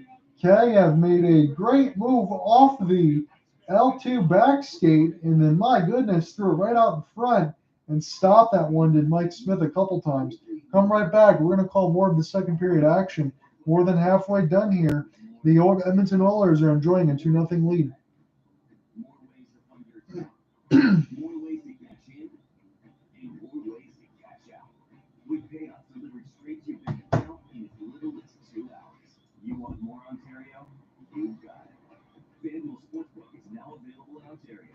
Download FanDuel I appreciate anyone else that's in the stream right now. We are going to give you some live updates if anything else goes along. I mean, all the other games here have pretty much gone final with the exception of the one that's kind of been a barn door blow-off as the St. Louis Blues are going to look to go ahead to go just advance to this series. They don't need Game 7. They're going to win Game 6 at Enterprise Center as it stands right now. They're up 4-0 on the Minnesota Wild.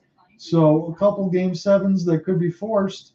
One of them already has been for the Boston Bruins as the home team has taken every single game in that series, and none of that stuff has been close to bring the home teams in. The Tampa Bay Lightning also forced a Game 7 at Amalie Arena, winning 4-3 against the Toronto Maple Leafs. So I couldn't feel any worse for the Toronto Maple Leafs fans knowing having to go into a Game 7 going against the Tampa Bay Lightning with a chance for back-to-back-to-back. That's going to be some big-time pressure. Tampa Bay can definitely answer the bell, but Toronto's going to have to prove that they are definitely the ones that should be here in this point. Lots of pressure on their side, but I do think they can do it. I've been saying for a long time, this is not the same team that is not won a playoff series since 2004, but if they want to change that narrative, they got to win that game. If they don't, a lot of that stuff is going to sound the same as it's always been.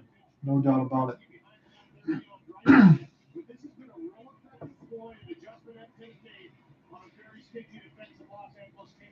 So Jay Woodcroft and his squad are enjoying a 2-0 lead as we're getting back into the action right now. About 7:42 left to go in the second period here. It's been, I wouldn't say all Edmonton, but I would say all of the offensive pressure has been Edmonton, that's for sure. Because Edmonton has had the better offensive pressure. They've had the better hits in the contest. They've stopped the Kings defensively from trying to get into what they wanted to get into. The only difference right now is it doesn't look like a 6-0 or an 8-2 score line that got completely out of hand. So Ryan Nugent-Hopkins will be set to take the draw here for the Edmonton Oilers. Nugent-Hopkins He wins this one clean off the stick lift. And now the Kings trying to get back in off the forecheck right now as the Oilers desperately trying to get this one out. Arvidsson will play this one back. Adler's going to let it go into the screen, get it back twice. Where's the puck? Some of the Kings are down. It was near the blue paint, and the Oilers find this one as they get it back in toward their logo here, the Kings logo. And now they cross the red line one more time. Anze Kopitar going to leave this one there. Kopitar gets it back. He's in toward the slot now, looking for some way to get through. Kayev going to let this go into the screen. Nice block there by the Oilers defense before it even found Mike Smith. Kopitar now. Nice bounce pass there. Dursey, Kayev, Kopitar lets it go. What a block there by Duncan Keith, I believe that was. As he got a piece of that from the seat of his pants. All around as it's moved. This has been good puck entry here for the Kings. Not been able to do anything with it yet, and now it goes out of the zone. Big time blown opportunity as Arvidsson couldn't hold it. Edler now tries to chip and chase this now, and Andreas Athanasiou throws the body in. Picked back up by the Kings.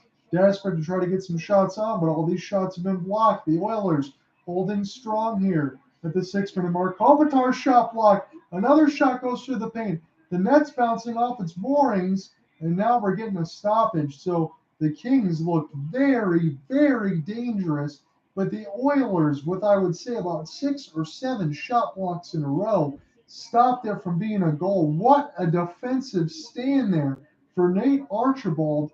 Wow. And Duncan Keith throwing all kinds of body, all kinds of action. This is the first game I've seen of the Oilers in the playoffs. Nate Archibald has looked fantastic here in this game. Just with being all over the ice with the hits and throwing the body and doing all the little things that you need to. And Ryan Nugent-Hopkins keeping the active stick in there as well. Who knows if the Edmonton Oilers can keep up this same pressure. I think Ryan Nugent-Hopkins might have been called for a trip. But, I mean, you really can't blame them on that stretch of the imagination. We're getting the Sportsnet feed, and that was a cross-check in front of Mike Smith. So, again, I can buy that one on that side where that was uncalled for. But all the other defense there was so good there for the Oilers. Second power play opportunity here for the Kings. They should make it the third now. Shot scores! Right from the point, the Kings get this within one. Sean Dursey. I don't know if that got deflected, but that might just be Dursey's goal outright. The 20th shot of the game. The third power play opportunity. Sean Dursey makes it a 2-1 game now as the Kings get within one.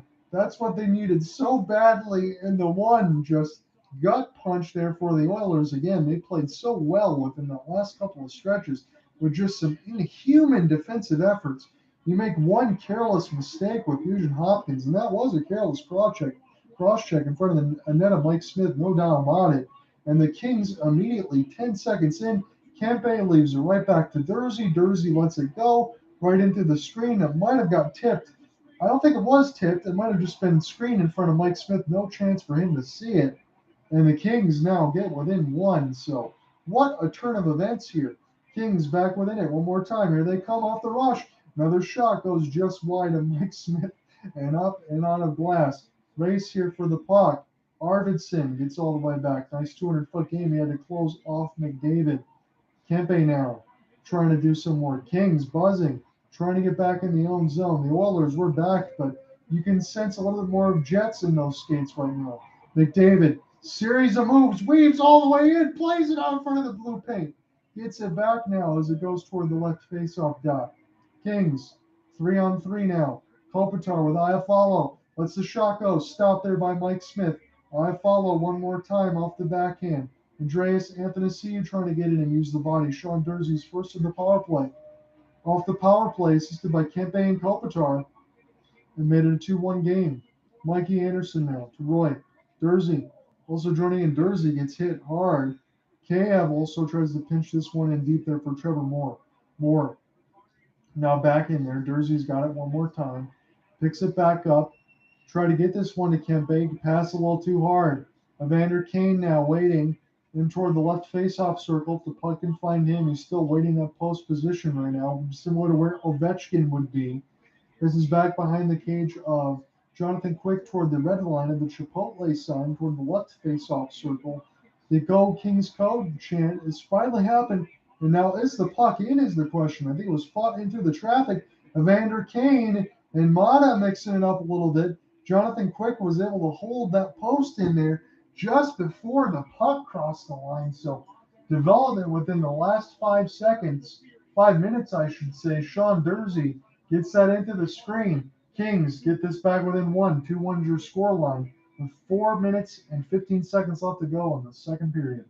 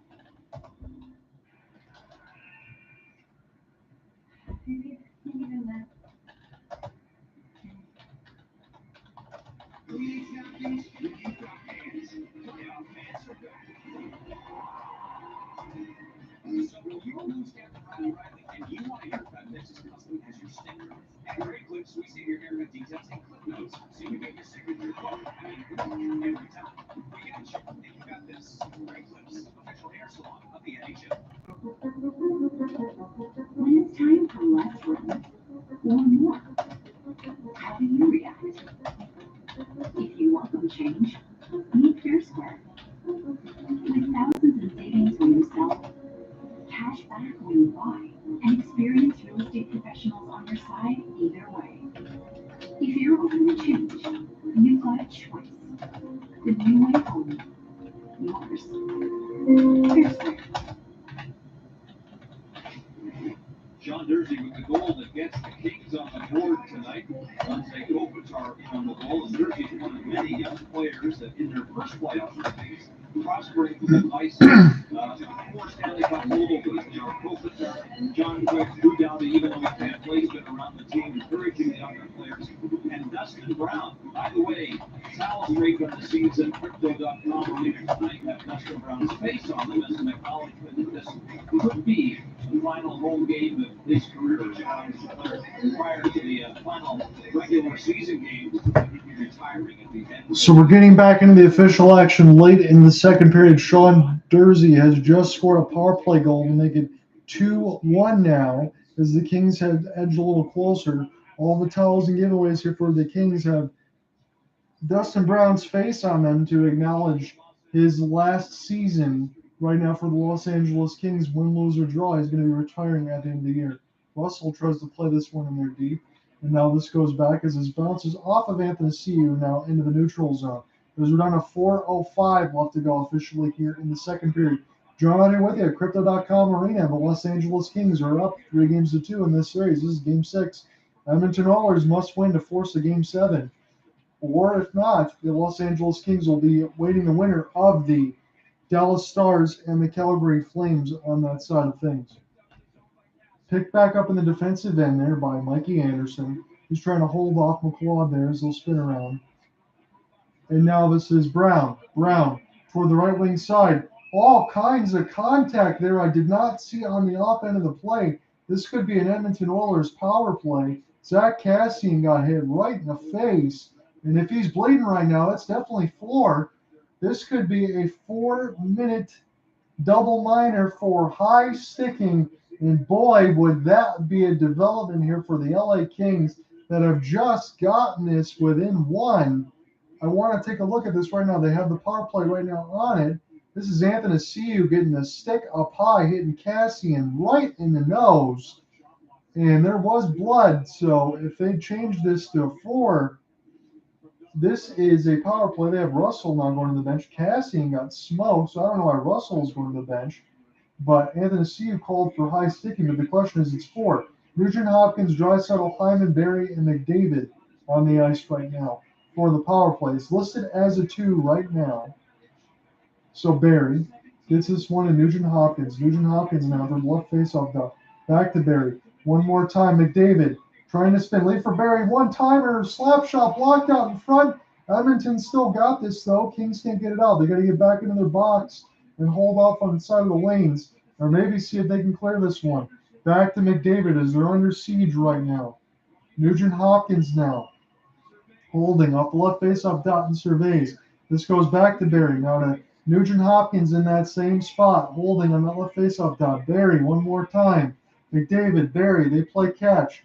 Back to Nugent Hopkins. Passes a little too far. Can the Kings lift this one out of the zone? Yes, they can. The Edmonton Oilers power play now is down to 1:10 left to go. Outlet pass by Mike Smith.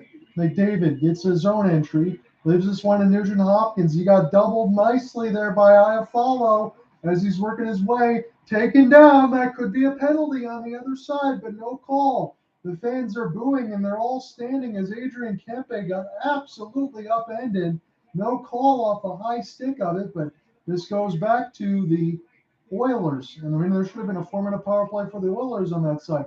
Slap shot gets stopped there by Quick. He goes all the way out to the goal crease to deny a Draisaitl opportunity. So calls that should have went both ways, I can say that. Edmonton should have a 4-minute power play, and this could probably be a 4-on-4 aside there as Kempe got dumped. Definitely with the holding there for Tyson Barrie, but this has been some good action on both sides, and the Kings have fought their way through like they've done through a lot of this series. Yes, there's been some games where they've got blasted, no doubt about that, but I made the point in all the series capsules. Again, this is the first time hearing me do the official call for the playoff side of things. But the Kings are definitely a team that can lose 6-0 and come back and just hit the reset button and reboot that entire computer and start all over one more time. And they've been able to do that right now. So they have a chance right now to still close out this series with a 2-1 scoreline, but they got to even this up. Evander Kane entering there. He's got 7 on the playoffs right now. It gets cleared down the ice. Mike Smith will go play this one as Edmonton. It's time for one last rush if they want to. 10 seconds left to go in the power play right now with 1:35 left to go in the second period.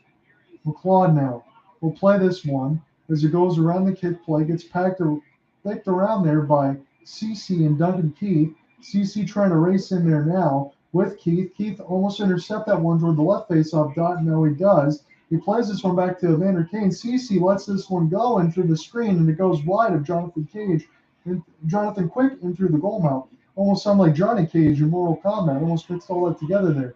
Here comes the Kings now. Kopitar holding. Anthony Ciu now lets it go in through the screen, and it goes just wide and up and out of play. With 1:07 left to go in the second period. It was a power play that was pretty eventful here for the Edmonton Oilers as they were able to keep that puck and move it around the outside.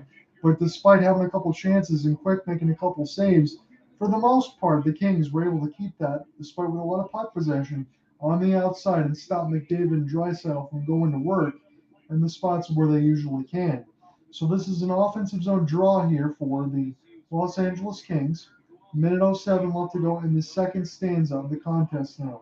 Edmonton still enjoying a 2-1 lead courtesy of Connor McDavid and Evander Kane, and it was Sean Durzi, the goal scorer for the LA Kings. Deflected up out of the air, picked back up in the defensive zone as we're officially under a minute now left to go in the second period. Kings trying to get this one down as Kulak will intercept. Pick this one up in toward the red line now. Let's see who's got this. This is Derek Ryan. Plays this one around the goal cage. Ryan trying to pick this one back up now for Yamamoto. Yamamoto now trying to do some work there with Nugent Hopkins as they're spinning this one around. Now picked up back in the own end there by Mata. Mata trying to do an extra pass to try to get there to Blake Lazat. Lazat gets closed off there nicely by the Edmonton Oilers on defense. Picked up by Kulak. Nice outlook pass. McDavid, wrist shot blocked into the traffic. It is in behind the cage of Quick, and the Kings fall on this thing now. But they're having trouble getting out of their net. Kept inside the blue line by Kulak. Tipped right out and stopped by Quick. Now down to 10 seconds left to go in the second period. Quick without a goal stick right now. Now they find it. Now down to 2 seconds. This is going to end the second period. So the LA Kings get back within 1. It was Evander Kane and Sean Durzi, goal scorers in the second. Should be a good finish here unless we have something crazy happen going into the third. When we come right back, I'll give you the full third period call and maybe more if we have overtime. If there's anyone else on the Colorcast side or the YouTube side, we can interact during the intermission. But until then, enjoy the intermission. We'll come back for the third. See you then. So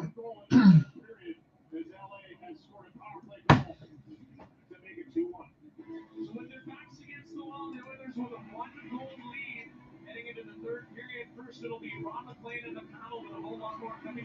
Thank you for anyone that's joining back in. We just hit the second intermission between the Edmonton Oilers and the Los Angeles Kings. Goal scorers there in the second period were Evander Kane and Sean Durzi.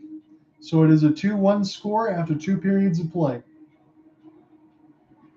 If you have any comments, questions, or concerns, or you want to interact during the intermission, that's all good with me. I'm going to give you some goal scoring updates, and then we will also get into the third period action when we get underway. I'm going to make some mental notes here for the story, for the game story, and play-by-play coverage to follow on the site from the comments in the section across from you.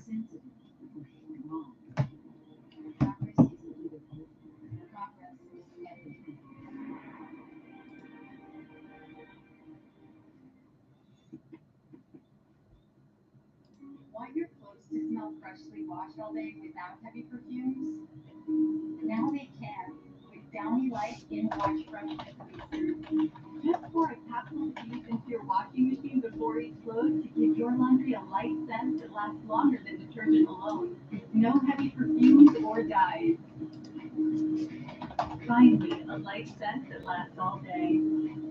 Downy Light, available in 4 naturally inspired scents.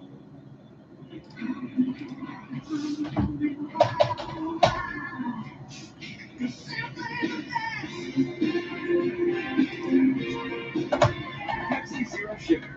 The best tasting zero sugar cola. Taste the difference. From acclaimed author Essie Illusion comes a visually stunning cultural critique of the representations of Black people in art and storytelling. What happens when once settled narratives become unsettled? Essie Illusion, Out of the Sun, on CBC Gem. Climate change is one of the most pressing stories of our time. CBC News is committed to even more coverage of this issue facing Canada and the world. Look for Our Children's Planet, only on CBC News. Stanley Cup playoffs. Come from behind quick. The Flames fight it up. 1 win away. Round 2. Flames, Stars, Game 6, tomorrow. Sportsnet. So I'm not going to be on the call for Game 6 for Flames and Stars on the Colorcast side of it. If Cooper Hopkins is going to do that one, be sure to please join him. If always on that side for Colorcast, you can download the app on your iPhone if you're not on the YouTube side of things, where they have a lot of good community in there. Again, it's a little bit smaller than YouTube is in the sense of it, but a lot of tight-knit guys that want to be able to bring you some coverage from aspiring other play-by-play guys or journalists and stuff like myself that want to try all that stuff. Again, new for me in January. He's excellent on the call.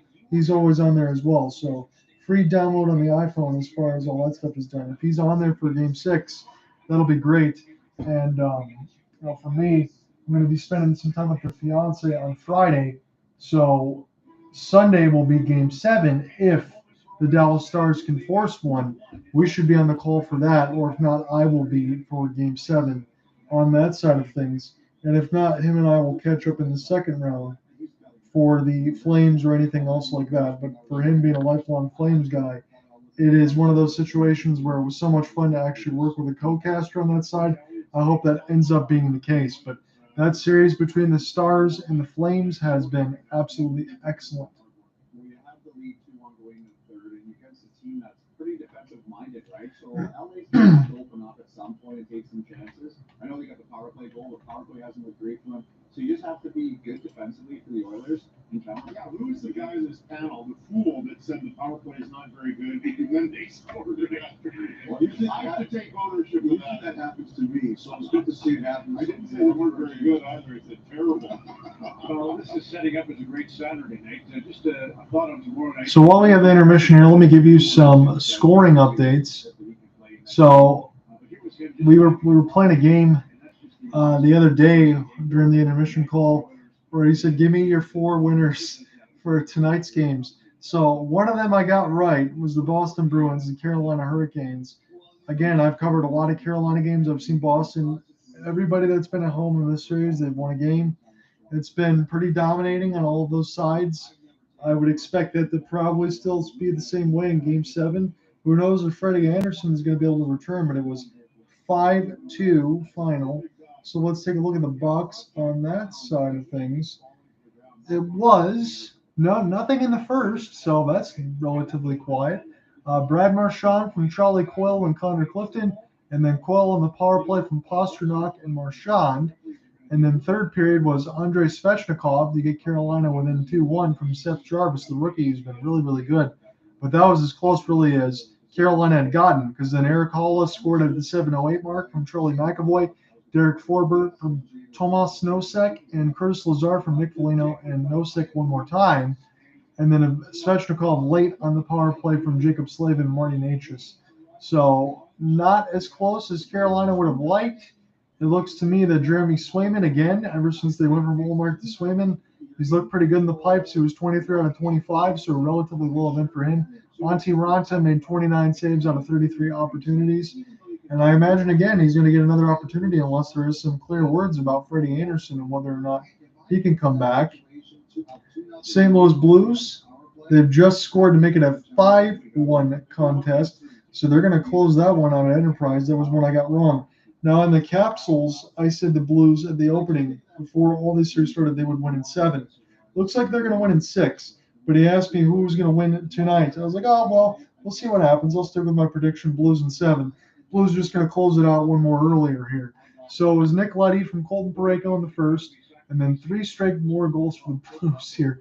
Ryan O'Reilly on the power play at 9:26 from David Perron and Braden Shen. Tyler Bozak from Alexei Tropachenko and Brandon Saad. And then Tarasenko from Perron and Pernovich on the power play. Matt Dumba at 6:25 in the third period to make it a 4-1 game with Dmitry Kulikov and John Merrill. Colton Parayko just scored unassisted 5-1, probably with the empty netter at that point, I would imagine. Jordan Binnington solid one more time, 24 saves out of 25 opportunities. And Cam Talbot, he got his first start in the series, gave up 4 goals on 22 shots. So one of those situations where maybe you were surprised. Marc-Andre Fleury got all those starts over Talbot, and the ones that got him there for the most part. Talbot gets his first start, gives up 4, and the St. Louis Blues will be advancing to take on the Colorado Avalanche. So that's going to series is going to begin at Ball Arena, but we're going to have to get an official date when all these other series take place, because the only other ones sitting home right now enjoying themselves are the Colorado Avalanche, but the St. Louis Blues will be doing so in about a minute 30 seconds when you take that flight all the way back from Denver. So a kick in the pants for the Toronto Maple Leafs. Again, they started the game down 2-0. It was Andre Palat unassisted at the 17:38 mark, so late in the first period to make it 1-0. And then about middle of the second, it was Anthony Cirelli short-handed, my goodness, to make it 2-0 Tampa. Austin Matthews from Mark Giordano and William Nylander at the 11:40 mark. John Tavares scored late, 2 late last-minute period goals. Tavares back-to-back. The first one from Kasha and Spezza, the second one from Nylander and Kerfoot. And then Nikita Kucherov tied it up with 9:20 left to go in the third on the power play. I saw that power play goal. It was a brutal back-to-back high-sticking penalties from 2 different players there on the sides of the Maple Leafs. A 5-on-3. Kucherov converted from Stamkos and Braden Point, and then Braden Point finished it off in overtime from Brandon Hagel and Alex Killorn. So Scotiabank, I imagine they're going to start that very, very raucous, as they should, as they're going to welcome their Maple Leafs back home. But if they do not finish this one off in 7 games, I know Steve Dangle, if you ever watch that stuff on Sportsnet, watch a game with Steve Dangle, or you watch any of the stuff on his podcast, he's very, very good. He said he had a premonition that he believed that his team was going to win in 7 games. It's going 7. So Toronto could close this out, but you just have to feel when you fought all the way back, right? You go up 3-2, you get 2 late second period goals from Tavares, and then you give it up with a careless double high sticking, 2 different players, a 5-on-3. Of course, Tampa's going to convert. Braden Point finishes it. Tampa Bay still alive, trying to go for a back-to-back-to-back. And again, maybe you feel some of the same instances in what could have been for the Washington Capitals, maybe already finishing off some of that. They blew a 3-goal lead last night, lost 5-3 to the Florida Panthers. Samsonov didn't have his best performance there, but again, Washington should have been able to bottle that up a little bit better, and they could not. So it's officially over. St. Louis Blues are the second team to advance, in the playoffs in the semifinal, they're going to have a date with the Colorado Avalanche. And then whoever wins this series right now, if the Kings come back to do that, or if the Oilers force a Game 7, they will take on the winner between the Dallas Stars and the Calgary Flames. I covered that game the other night with Cooper Hopkins. That was a great one there. The Calgary Flames came all the way back down 1-0 to win 3-1. And whoever wins that one will be taking the winner on between the Edmonton Oilers and the LA Kings. So that should be really, really fun. You could get potentially a battle of Alberta. 6 goals in 6 in 29 games in the playoffs with San Jose. 6 already for the Oilers. NHLShop.ca, the official online store of the NHL and Canada's largest selection of authentic NHL fan gear. Shop now and get today's special offer.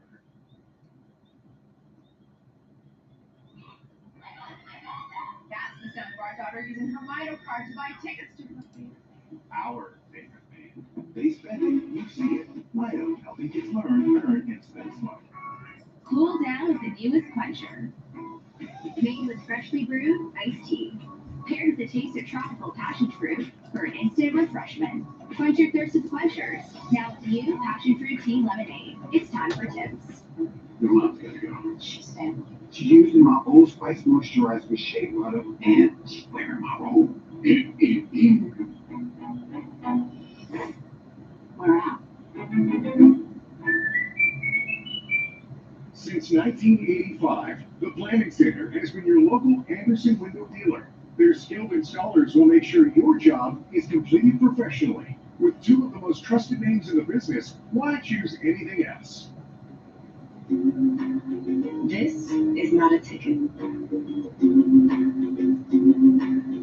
These are not stats. This is not just a credit card. It's your way to earn rewards. Like a new fishy friend to never forget their day underwater. With your Triangle credit card, you can shop everywhere and redeem for free stuff here. It's Canada's biggest night in music with performances by Arcade Fire, Avril Lavigne, Jeffrey Cox, Charlotte Cowden, Baby No Money, Lauren Spencer Smith, Arkell, Mustafa, Amaya Mighty, Cheshire, DJ Sheldon, Snotty Nose Dress Kids, and presenters Bosia, Chris Block, Andrew Funk, Toby, Roxanne Brunel, Jonathan Woods, with a special appearance by Shawn Mendes. Watch the Junos, hosted by C Movie U, live Sunday on CBC.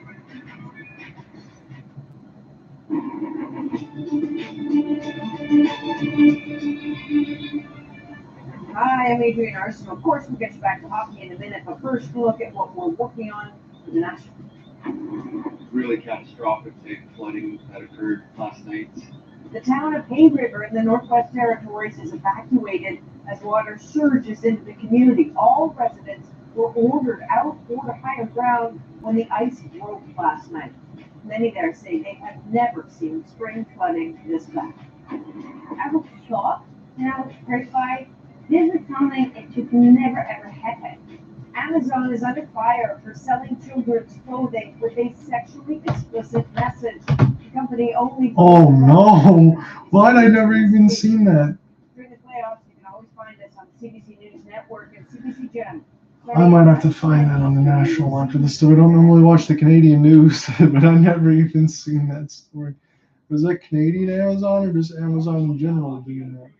Wow, that was bad. Tonight is one of our favorite stops on the hometown tour. Going over to Art Brosson, Sam Steele's Paris rink. Amazing. What I just saw so bad from the Canadian national news is waiting for the third period to get underway. I can't repeat it, even with nobody on the YouTube section, because even though I'm not monetized, I might get kicked off the YouTube platform in general. It was that bad. That's crazy. That's not a good job there by Amazon.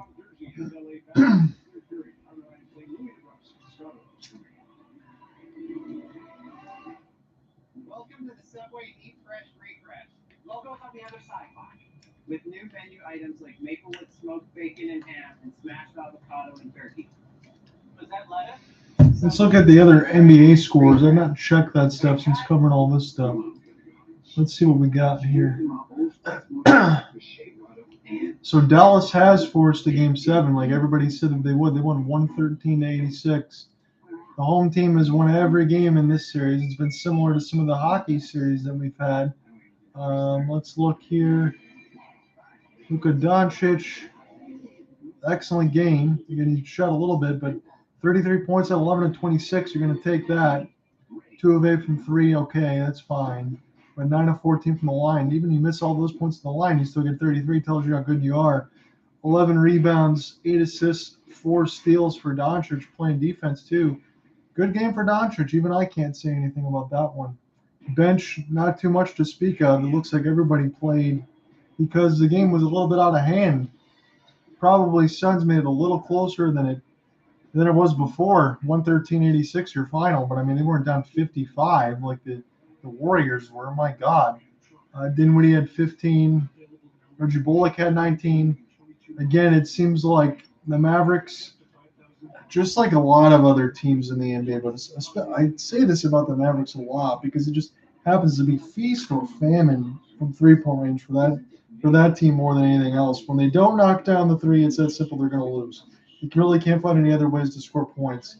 16 of 39 is pretty damn good, though, 41%. So they dominated tonight, no doubt about it. DeAndre Ayton had 21 on 10 of 16, and they still got blown up by that much. Chris Paul, 13 points. Booker, 19 on 6 of 17, so they made him shoot a lot. Again, no, and this is a big point of it, no Jay Crowder because of the injuries. So Jay Crowder is one of the best three-point makers for the Suns and one of the best defenders that they have. So that really could turn the series all the way around. And the Miami Heat finished it off. They beat the Philadelphia 76ers 99-90 on the road.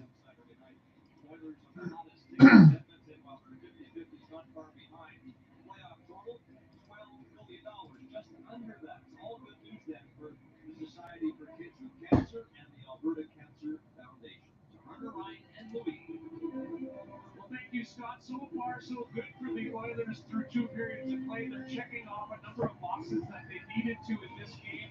They scored first. They're out shooting the Kings. They've scored 2 goals 5 on 5, and they've had better sticks defensively. I think it's maybe their best defensive effort in the series, to be honest with you, Singer. I think it was necessary. They had to tighten things up. Obviously, Darnell Nurse was out. Brett Kulak steps into that position, and he's been great. Big hit there. You saw good sticks in the defensive zone. You can't allow a team to move a puck around you and shoot pucks on your net. That's exactly what everything. So they're showing on the CBC Sportsnet side, and I really do have to give them credit for this, and the Oilers credit for this. This is one of the better defensive intensities that I've seen from the Edmonton Oilers. They're playing like they have to win this game right now, and they do, because they are down 3-2 in the series. But in all honesty, it's one thing to say it, and there's nothing to do it in terms of anything else in life. And the Oilers right now are taking advantage of that, and I can speak for myself on that. I haven't really accomplished much. So it's going to be third period. Edmonton is up 2-1, courtesy of Connor McDavid and Evander Kane. First period, second period goals. The second period power play goal was courtesy of Sean Durzi, as the power play looked pretty good for the Kings in this contest, but not so good throughout the series. Nice move there for Trevor Moore to be able to get through all sorts of stick checks. That was Draisaitl, McDavid.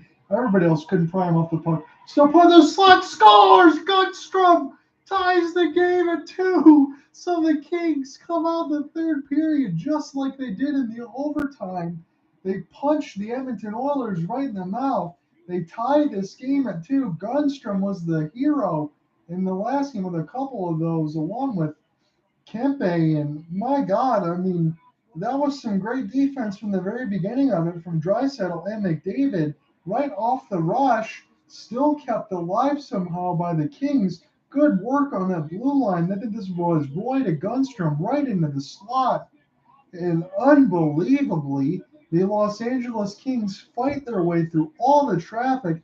They get such a good look in the open middle of the slot. Gunstrom ties the game at 2. So right off the jump again, just like it was in the overtime, but this time early in the third, Kings tie the game, and the Go Kings Go chants at Crypto.com Arena are getting just a little louder right now as the puck goes up and out of play with 19-19 left to go in the third. We just began this last stanza here. So this has been excellent here for the Los Angeles Kings, and I'm going to tell you this wholeheartedly. I could use any superlative that I want. How did the Kings find a way to get that through all the traffic and score? Gunstrom's third of the playoffs after scoring 2 from the previous. Derek Ryan, I think he's getting kicked out of the draw that was assisted by Mikey Anderson and Matt Roy. It's not in the game at 2. One more time. Andreas Athanasiou got knocked over there a little bit, man. He's been beaten up in this game, no doubt about it.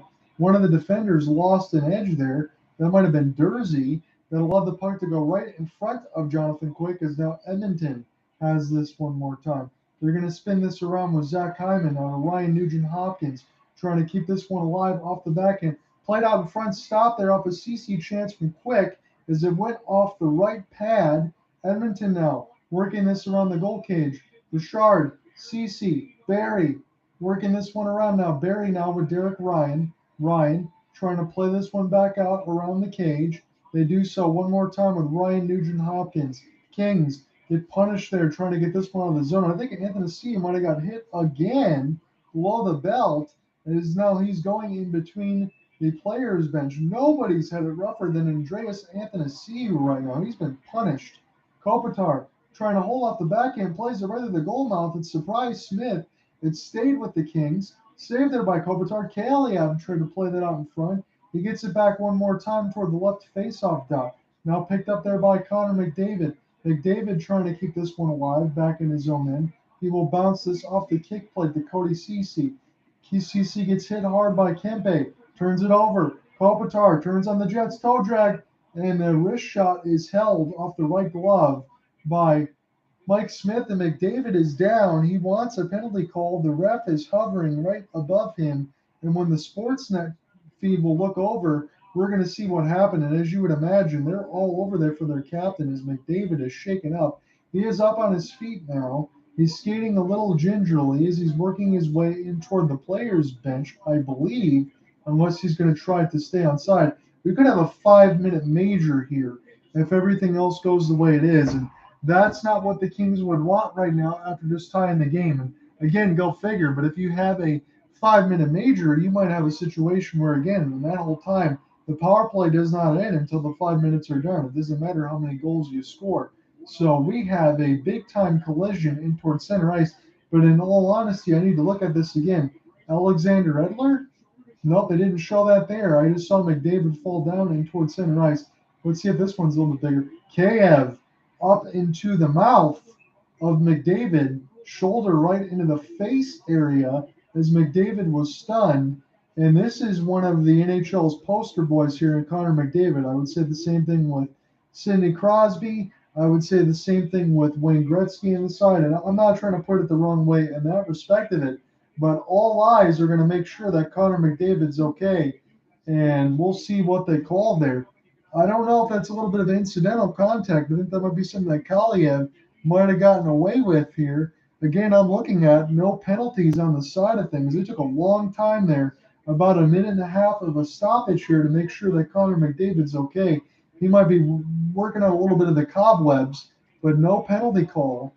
He is back on the players' bench right now. His play is back underway with 17:40 left to go in the third period. Glad you can join me here for this Western Conference quarterfinal possible elimination game as the LA Kings are up 3-2 in the series right now. They've just tied it with Gunstrom. Tying this 1-2. Sean Dursey had the one before that. His back-to-back goals by the Los Angeles Kings after the first two from McDavid and Kane in the first two periods. Icing against Los Angeles. Kupiari couldn't get to it first. And now McDavid is going to go back on the ice. So that is good for all NHL fans, all playoff fans, anything else like that. You want to see anything happen to Connor McDavid. But boy, did he take a shot there by Kaliev as the puck was coming across, and he was coming across there. Smashed him right in the chops, elbow right in the mouth. 17:25 left to go in the third. It's an offensive zone draw here for the Edmonton Oilers. Trying to get this one in clean. This is Draisaitl now on the draw against Kupari. Kupari trying to do some magic here to get this one. He gets it clean. Nice work there by Nugent-Hopkins. Forced that one loose. Pick back up McDavid, working his way in behind the cage. He's already scored off the toe drag. Looking for the space. It's loose out in front. They're going to pass it back into the screen. Jonathan Quick's goal stick is down. He can't find it. It's picked up momentarily by one of the Edmonton players. He took Jonathan Quick's goal stick for a second. and then Quick was able to find it there. A little bit of crazy play there for Edmonton, but that's gamesmanship there. Spun, Draisaitl held, he lost it there momentarily. Now gives it back to McDavid. This first line dangerous here.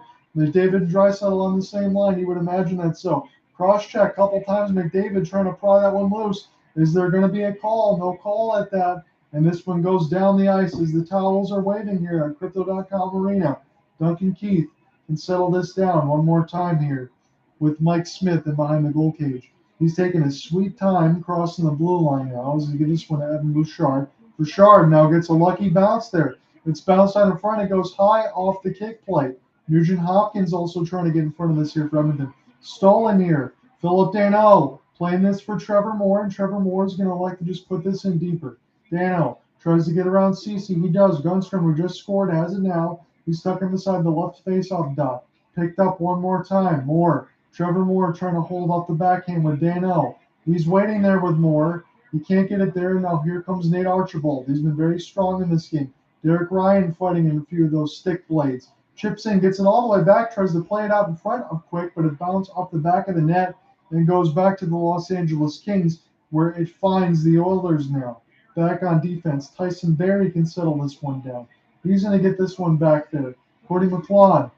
We're trying to get through this blue line now as Edmonton, as this gets dumped into the far corner. Picked up now by Mata. Dursey gets a piece of it as well. This goes back to Dursey one more time. Mata now trying to find an entry. Kaliev trying to keep this one alive. It bounced out. Here comes Edmonton now off the forecheck. Holding off the backhand. Zach Hyman trying to do some work. Spinning around there. Lost the puck is Cody McLeod. Now loose out in front behind the goal cage of Jonathan Quick as Edmonton still has this one. Played out through the traffic. Nice slap pass. Stopped there once by Quick. And now the Los Angeles Kings and Kempe can get this out, but they turn the possession over right at the red line. Oilers keep this in. Now this goes back to Oli Mata, former Pittsburgh Penguin, now with the Kings. He bounces this off the kick plate, and this is going to be icing against the LA Kings. 14:45 left to go in the third period.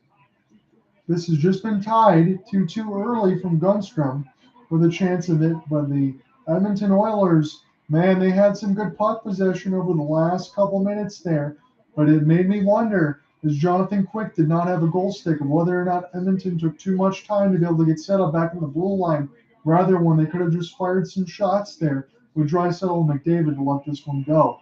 Bouchard now has this in toward the blue line side, picked up by McDavid toward the right faceoff dot. Draisaitl spinning.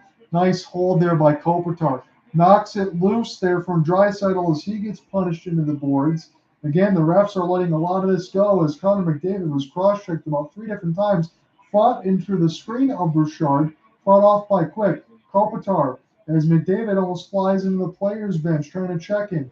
Pick back up. Draisaitl one more time, holding off the backhand. Keeping it alive. Bouchard now with Keith.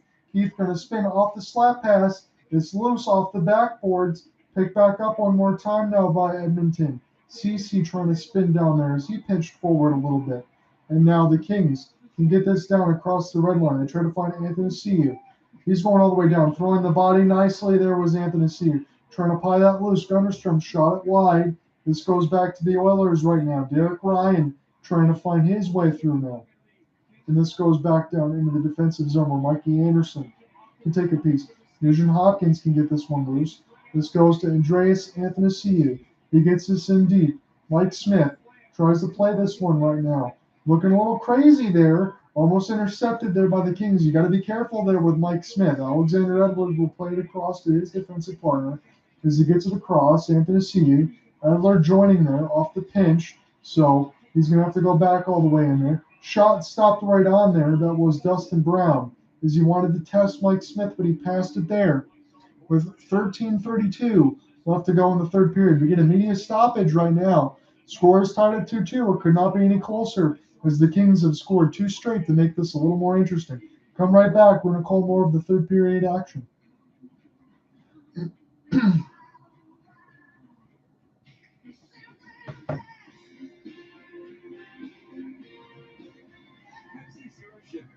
best tasting zero sugar cola. Taste the difference. There are those who idle, and those who never seem to stop. They can't. They have to keep moving, refusing to rest. We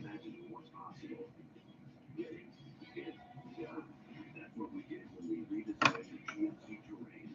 And those are the people we did it for. Lease the terrain 18th row and elevation at 3.0% for 48 months. Plus eligible customers to receive a $750 bonus on select models. Take delivery by June 30th.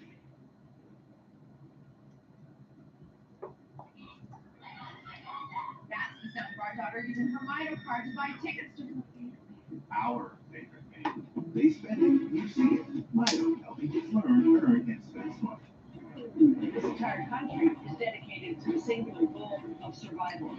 The new variant is complicating what was to be a return to normal. Iceland is key to be seen as a place to extract carbon from the air for decades. The people, of course, have been sheltering down here. Thousands of refugees have entered out of reach. Indigenous delegates heard something they've been hoping for. An apology.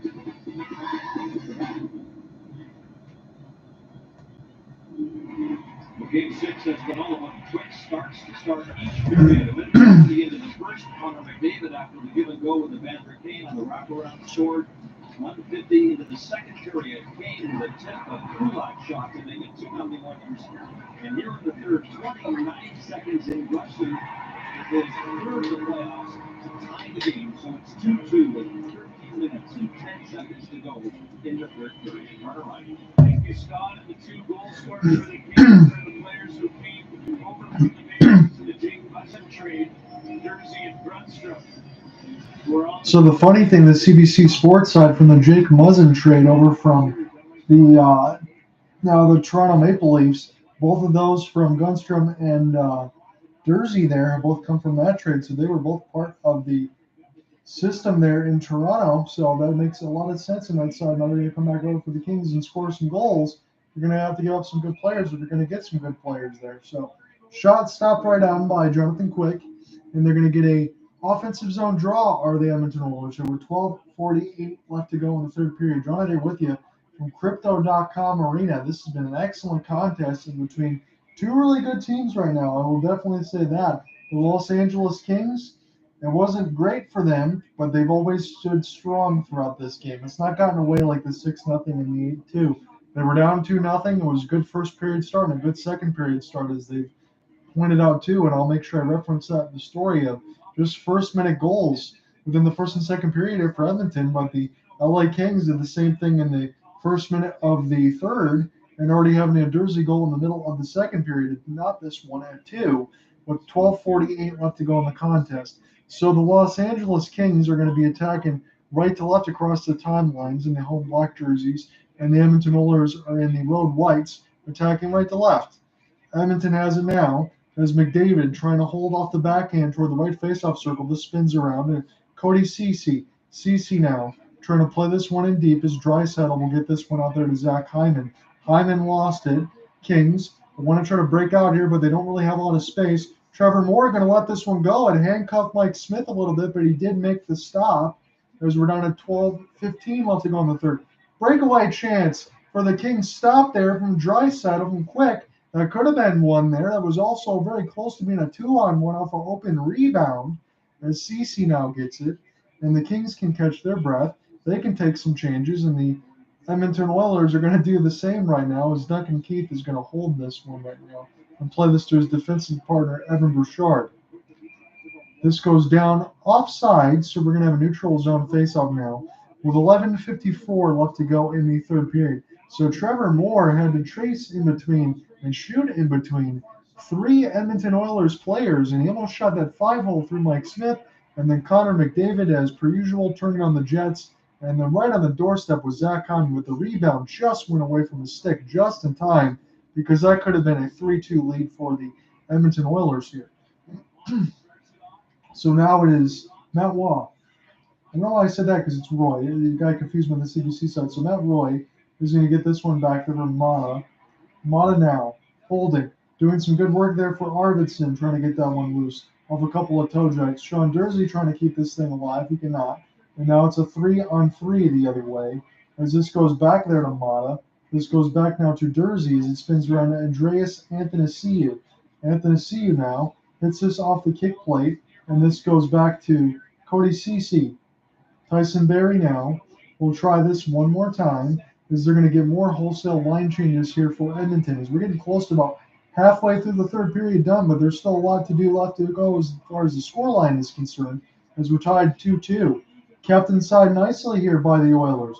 Trying to keep this alive at the blue line. They cannot. The puck goes loose, and now it's turned over, so now the Oilers can get back in here one more. The right faceoff dot tried to center a pass into the goal mouth, but it just found the LA Kings in that respect. Anze Kopitar now trying to get in off the chase as he tries to fight off Derek Ryan. And now the Oilers trying to get to this first, but Mata will dump it in deep, and now Kempe will take his turn and try to catapult this one off the end boards. Almost get intercepted there by Alex Iafallo, as now it's a 3-on-2.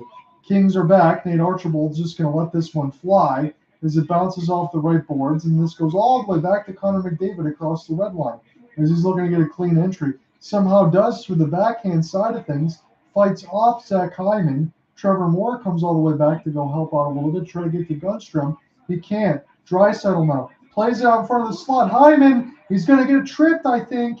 He lost his stick there. Unless they're not going to call that one. That was dangerously close into tripping there. But you had to do it there if you were the Kings, because that was a bona fide slot shot opportunity that got turned aside for some great defense. Here comes McDavid, but his pass got intercepted there by the Kings, but it's not knocked out yet. Edmonton keeping the slot off the forecheck. McDavid one more time into the slot, and Jonathan Quick will hold on to this before it gets a little too hairy in the goal crease.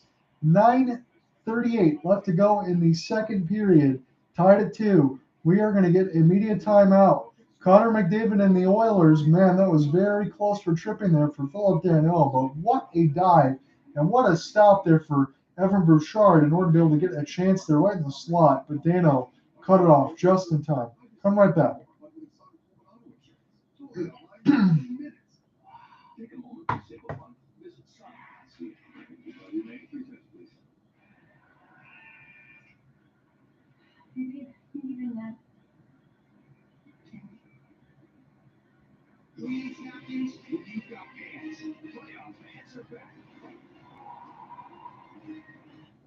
We are made of many nations. We push ourselves and others to the very edge of performance. Cut your edge. Take your performance to the edge. Transfer limits. When was that on the stock again? With my RBC bank account, I can move as much money as I need to my RBC Direct Investing account. Then I could jump all over this. Jump, bounce, maybe a swoop. I like swoop. Start trading for free.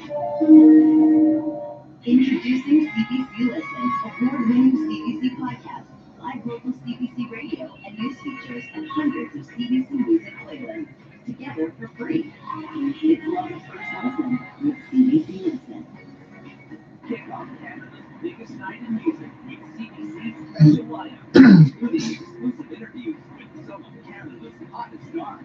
Then party it up at the Junos Sunday at 8 Eastern on CBC.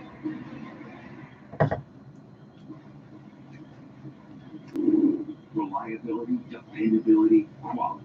Exactly what you look for in an all-star with the 2022 Honda SUV lineup. 3 comedians, 8 episodes, 1 new CBC podcast series. Check out Let's Make a Sci-Fi on CBC Listen wherever you get your podcast. A lot of LA Kings fans in Crypto.com Arena, as you would expect, they're enjoying this game right now. As the Los Angeles Kings have scored 2 straight here, now this game at 2. We're going to officially get back in the action here. It's 9:38 left to go in the third period. Face-off is won there by Blake Lazat. So defensive zone draw, big time for that one. Try to get pick up there by Alex Iafallo, but he couldn't do it. And now the Edmonton Oilers will get this all the way down the ice, but unfortunately for them, that is an icing as Ole Mana touches up.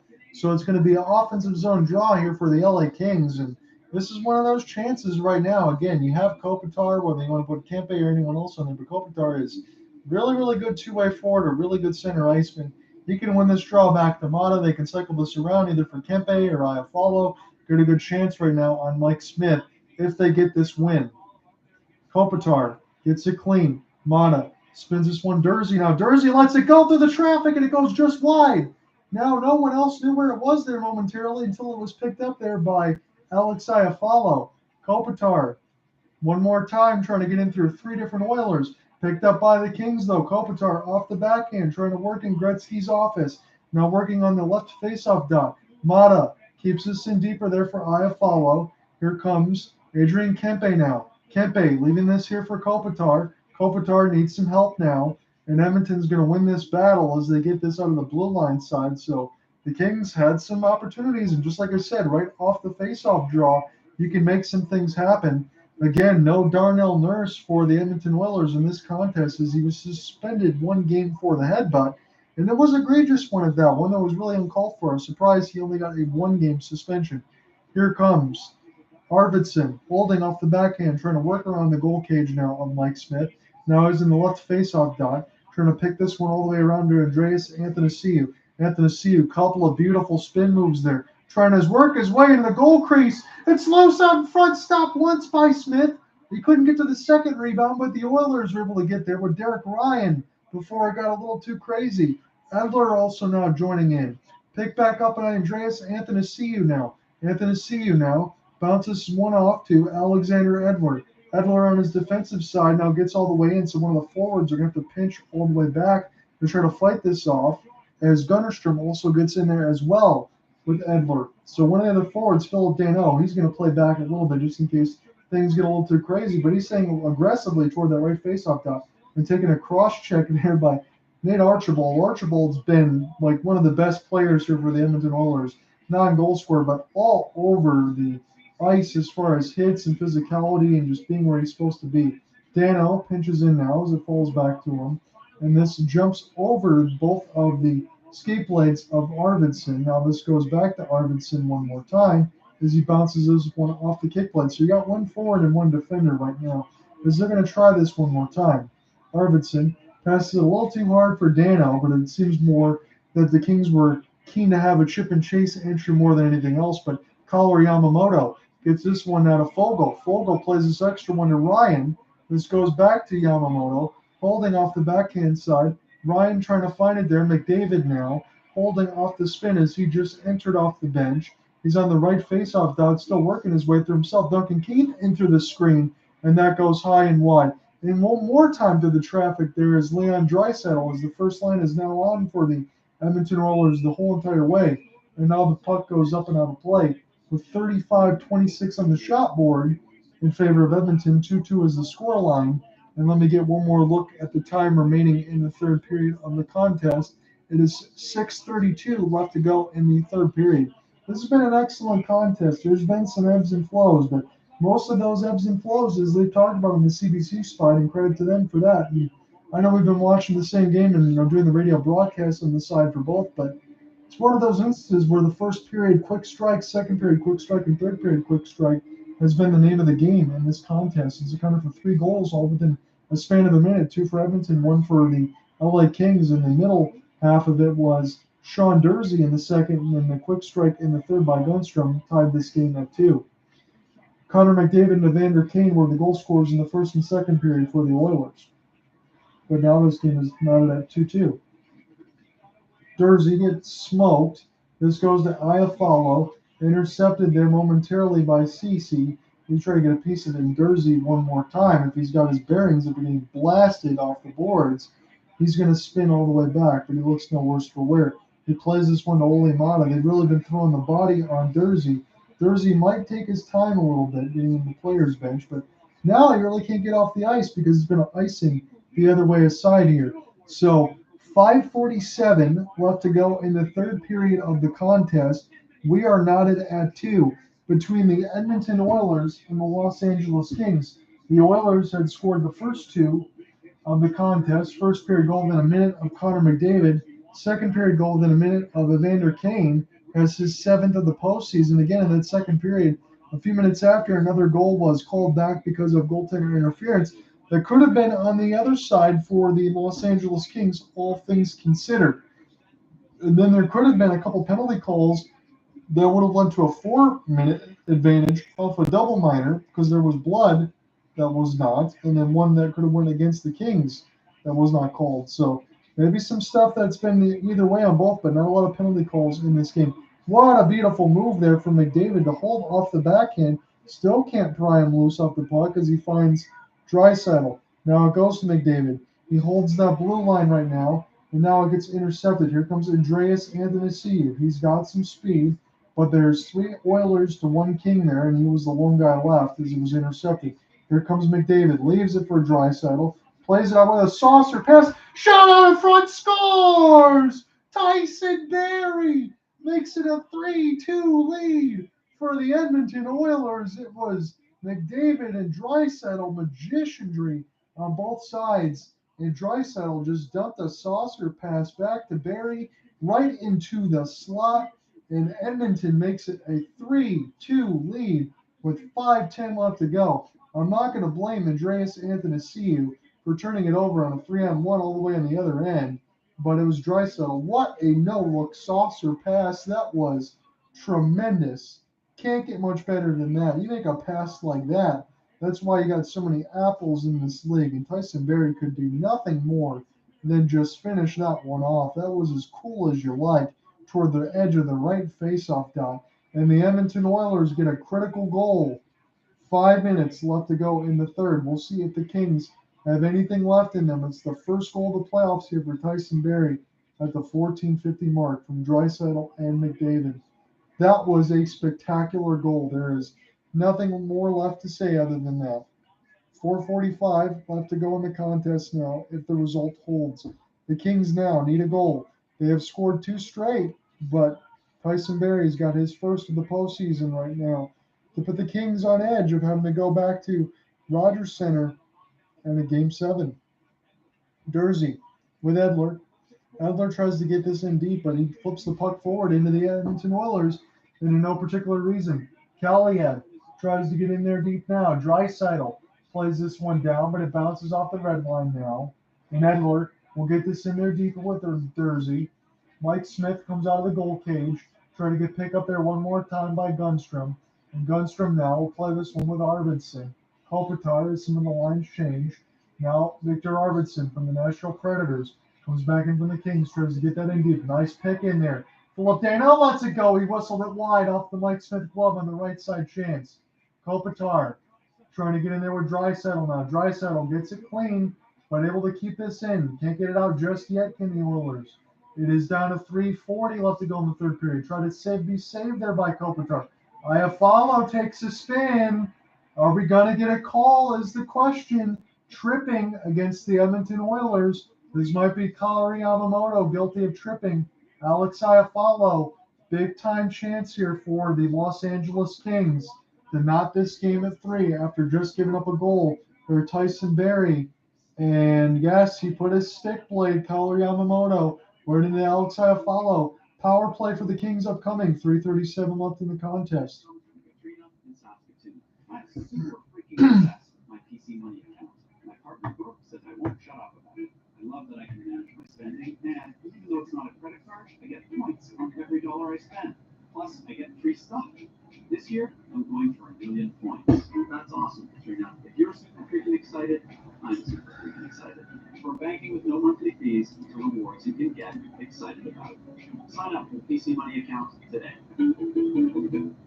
Gillette introduces the all-new. Hey, no doubt about it. I'm good for both sides of whatever you want to call. I'm just putting a thumbnail in the game itself, but it's been an excellent game on both sides, and you got to feel this result's going to hold. This is a big-time power play opportunity here for the Kings, but you got to feel like Game 7 at Rogers, you feel pretty good here for the Edmonton Oilers.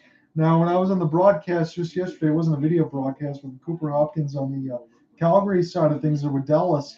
He asked me to go just back to back on the 4 games, and it looks like I might only be 1 for 4 as far as the actual results, but in the actual capsules before we started the series, it looked pretty good there for picking most in 6 or 7.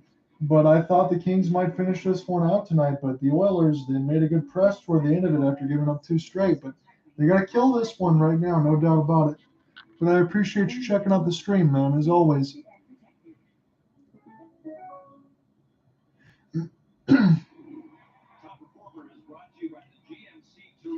Who knows what's going to happen into the weekend? I might get Game 6 of the Flames and Stars, I should say.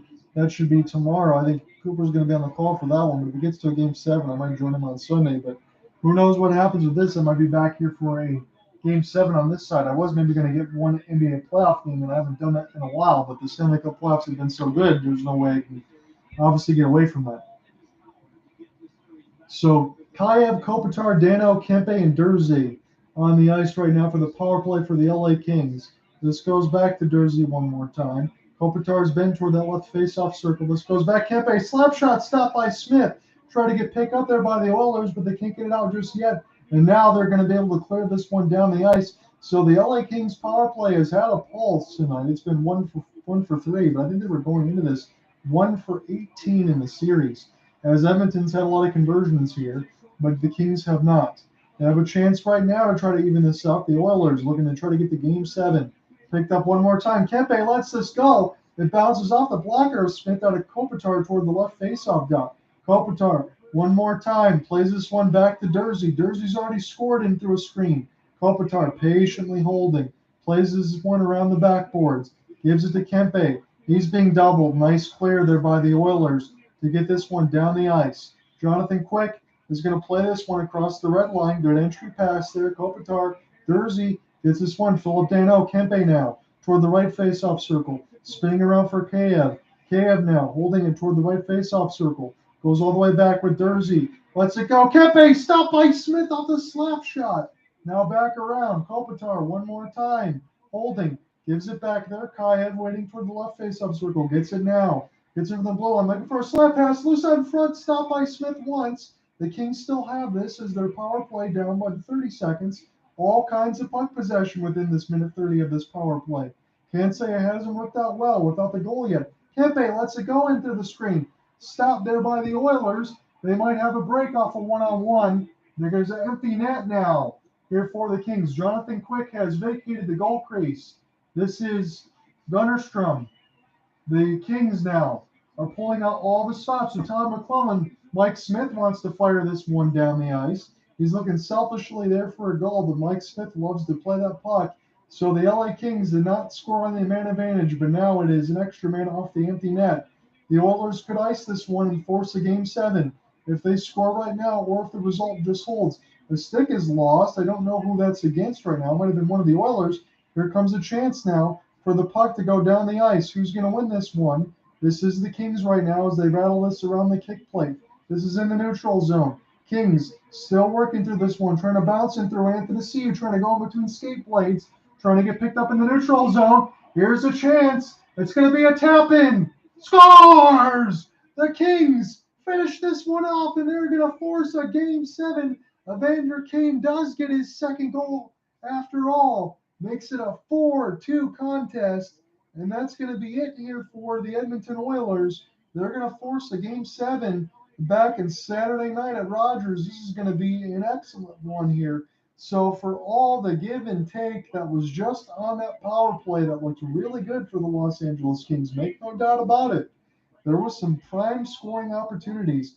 And whether or not it was Koskinen or anyone else in net, it was Mike Smith for the first 6 games. He held steadfast. He was strong. And Evander Kane, he made no mistake about it. When he had a chance to be all alone off that yawning net, he took his time and just got an easy tap in there. So it's going to be the Edmonton Oilers. Looks like I was 1 for 3 on my scoring predictions. Good on the Capsules, but not so good as far as the betting on the same night going into the next night as far as who's going to win. But who doesn't love Game 7? That's the best word in all of sports. And that's what we look to be heading to right now, is the final 50 seconds should be all but over here right now, but we'll see what happens here. Stetcher gets this one down there with Edward as Mike Smith goes out of his goal crease. Tries to play this one out in front of the blue paint. Picked up by Edmonton one more time. This is going to be Gunnerstrom holding across the blue line. Now gets it across the red line as the Kings have to dump this in. There's going to be a lot of tired bodies now. Brandon Lemieux out there with Blake Lazat trying to keep this one alive toward the right face-off circle.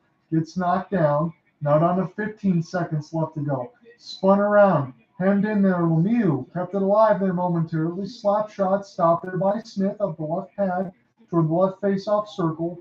And now put down the ice.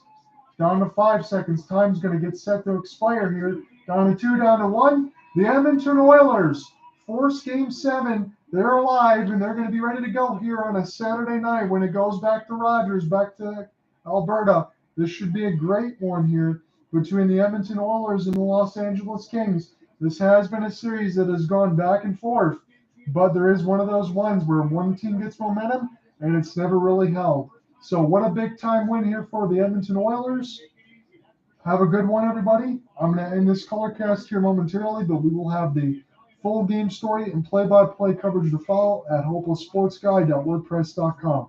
As always, everyone, have a good one. We'll talk to you soon. Peace.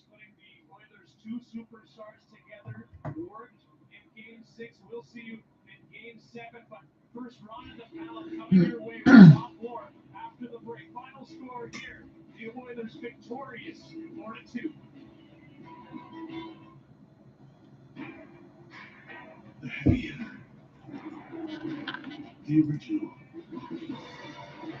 The award winner. The non-conformist. The weekend warrior. There's an award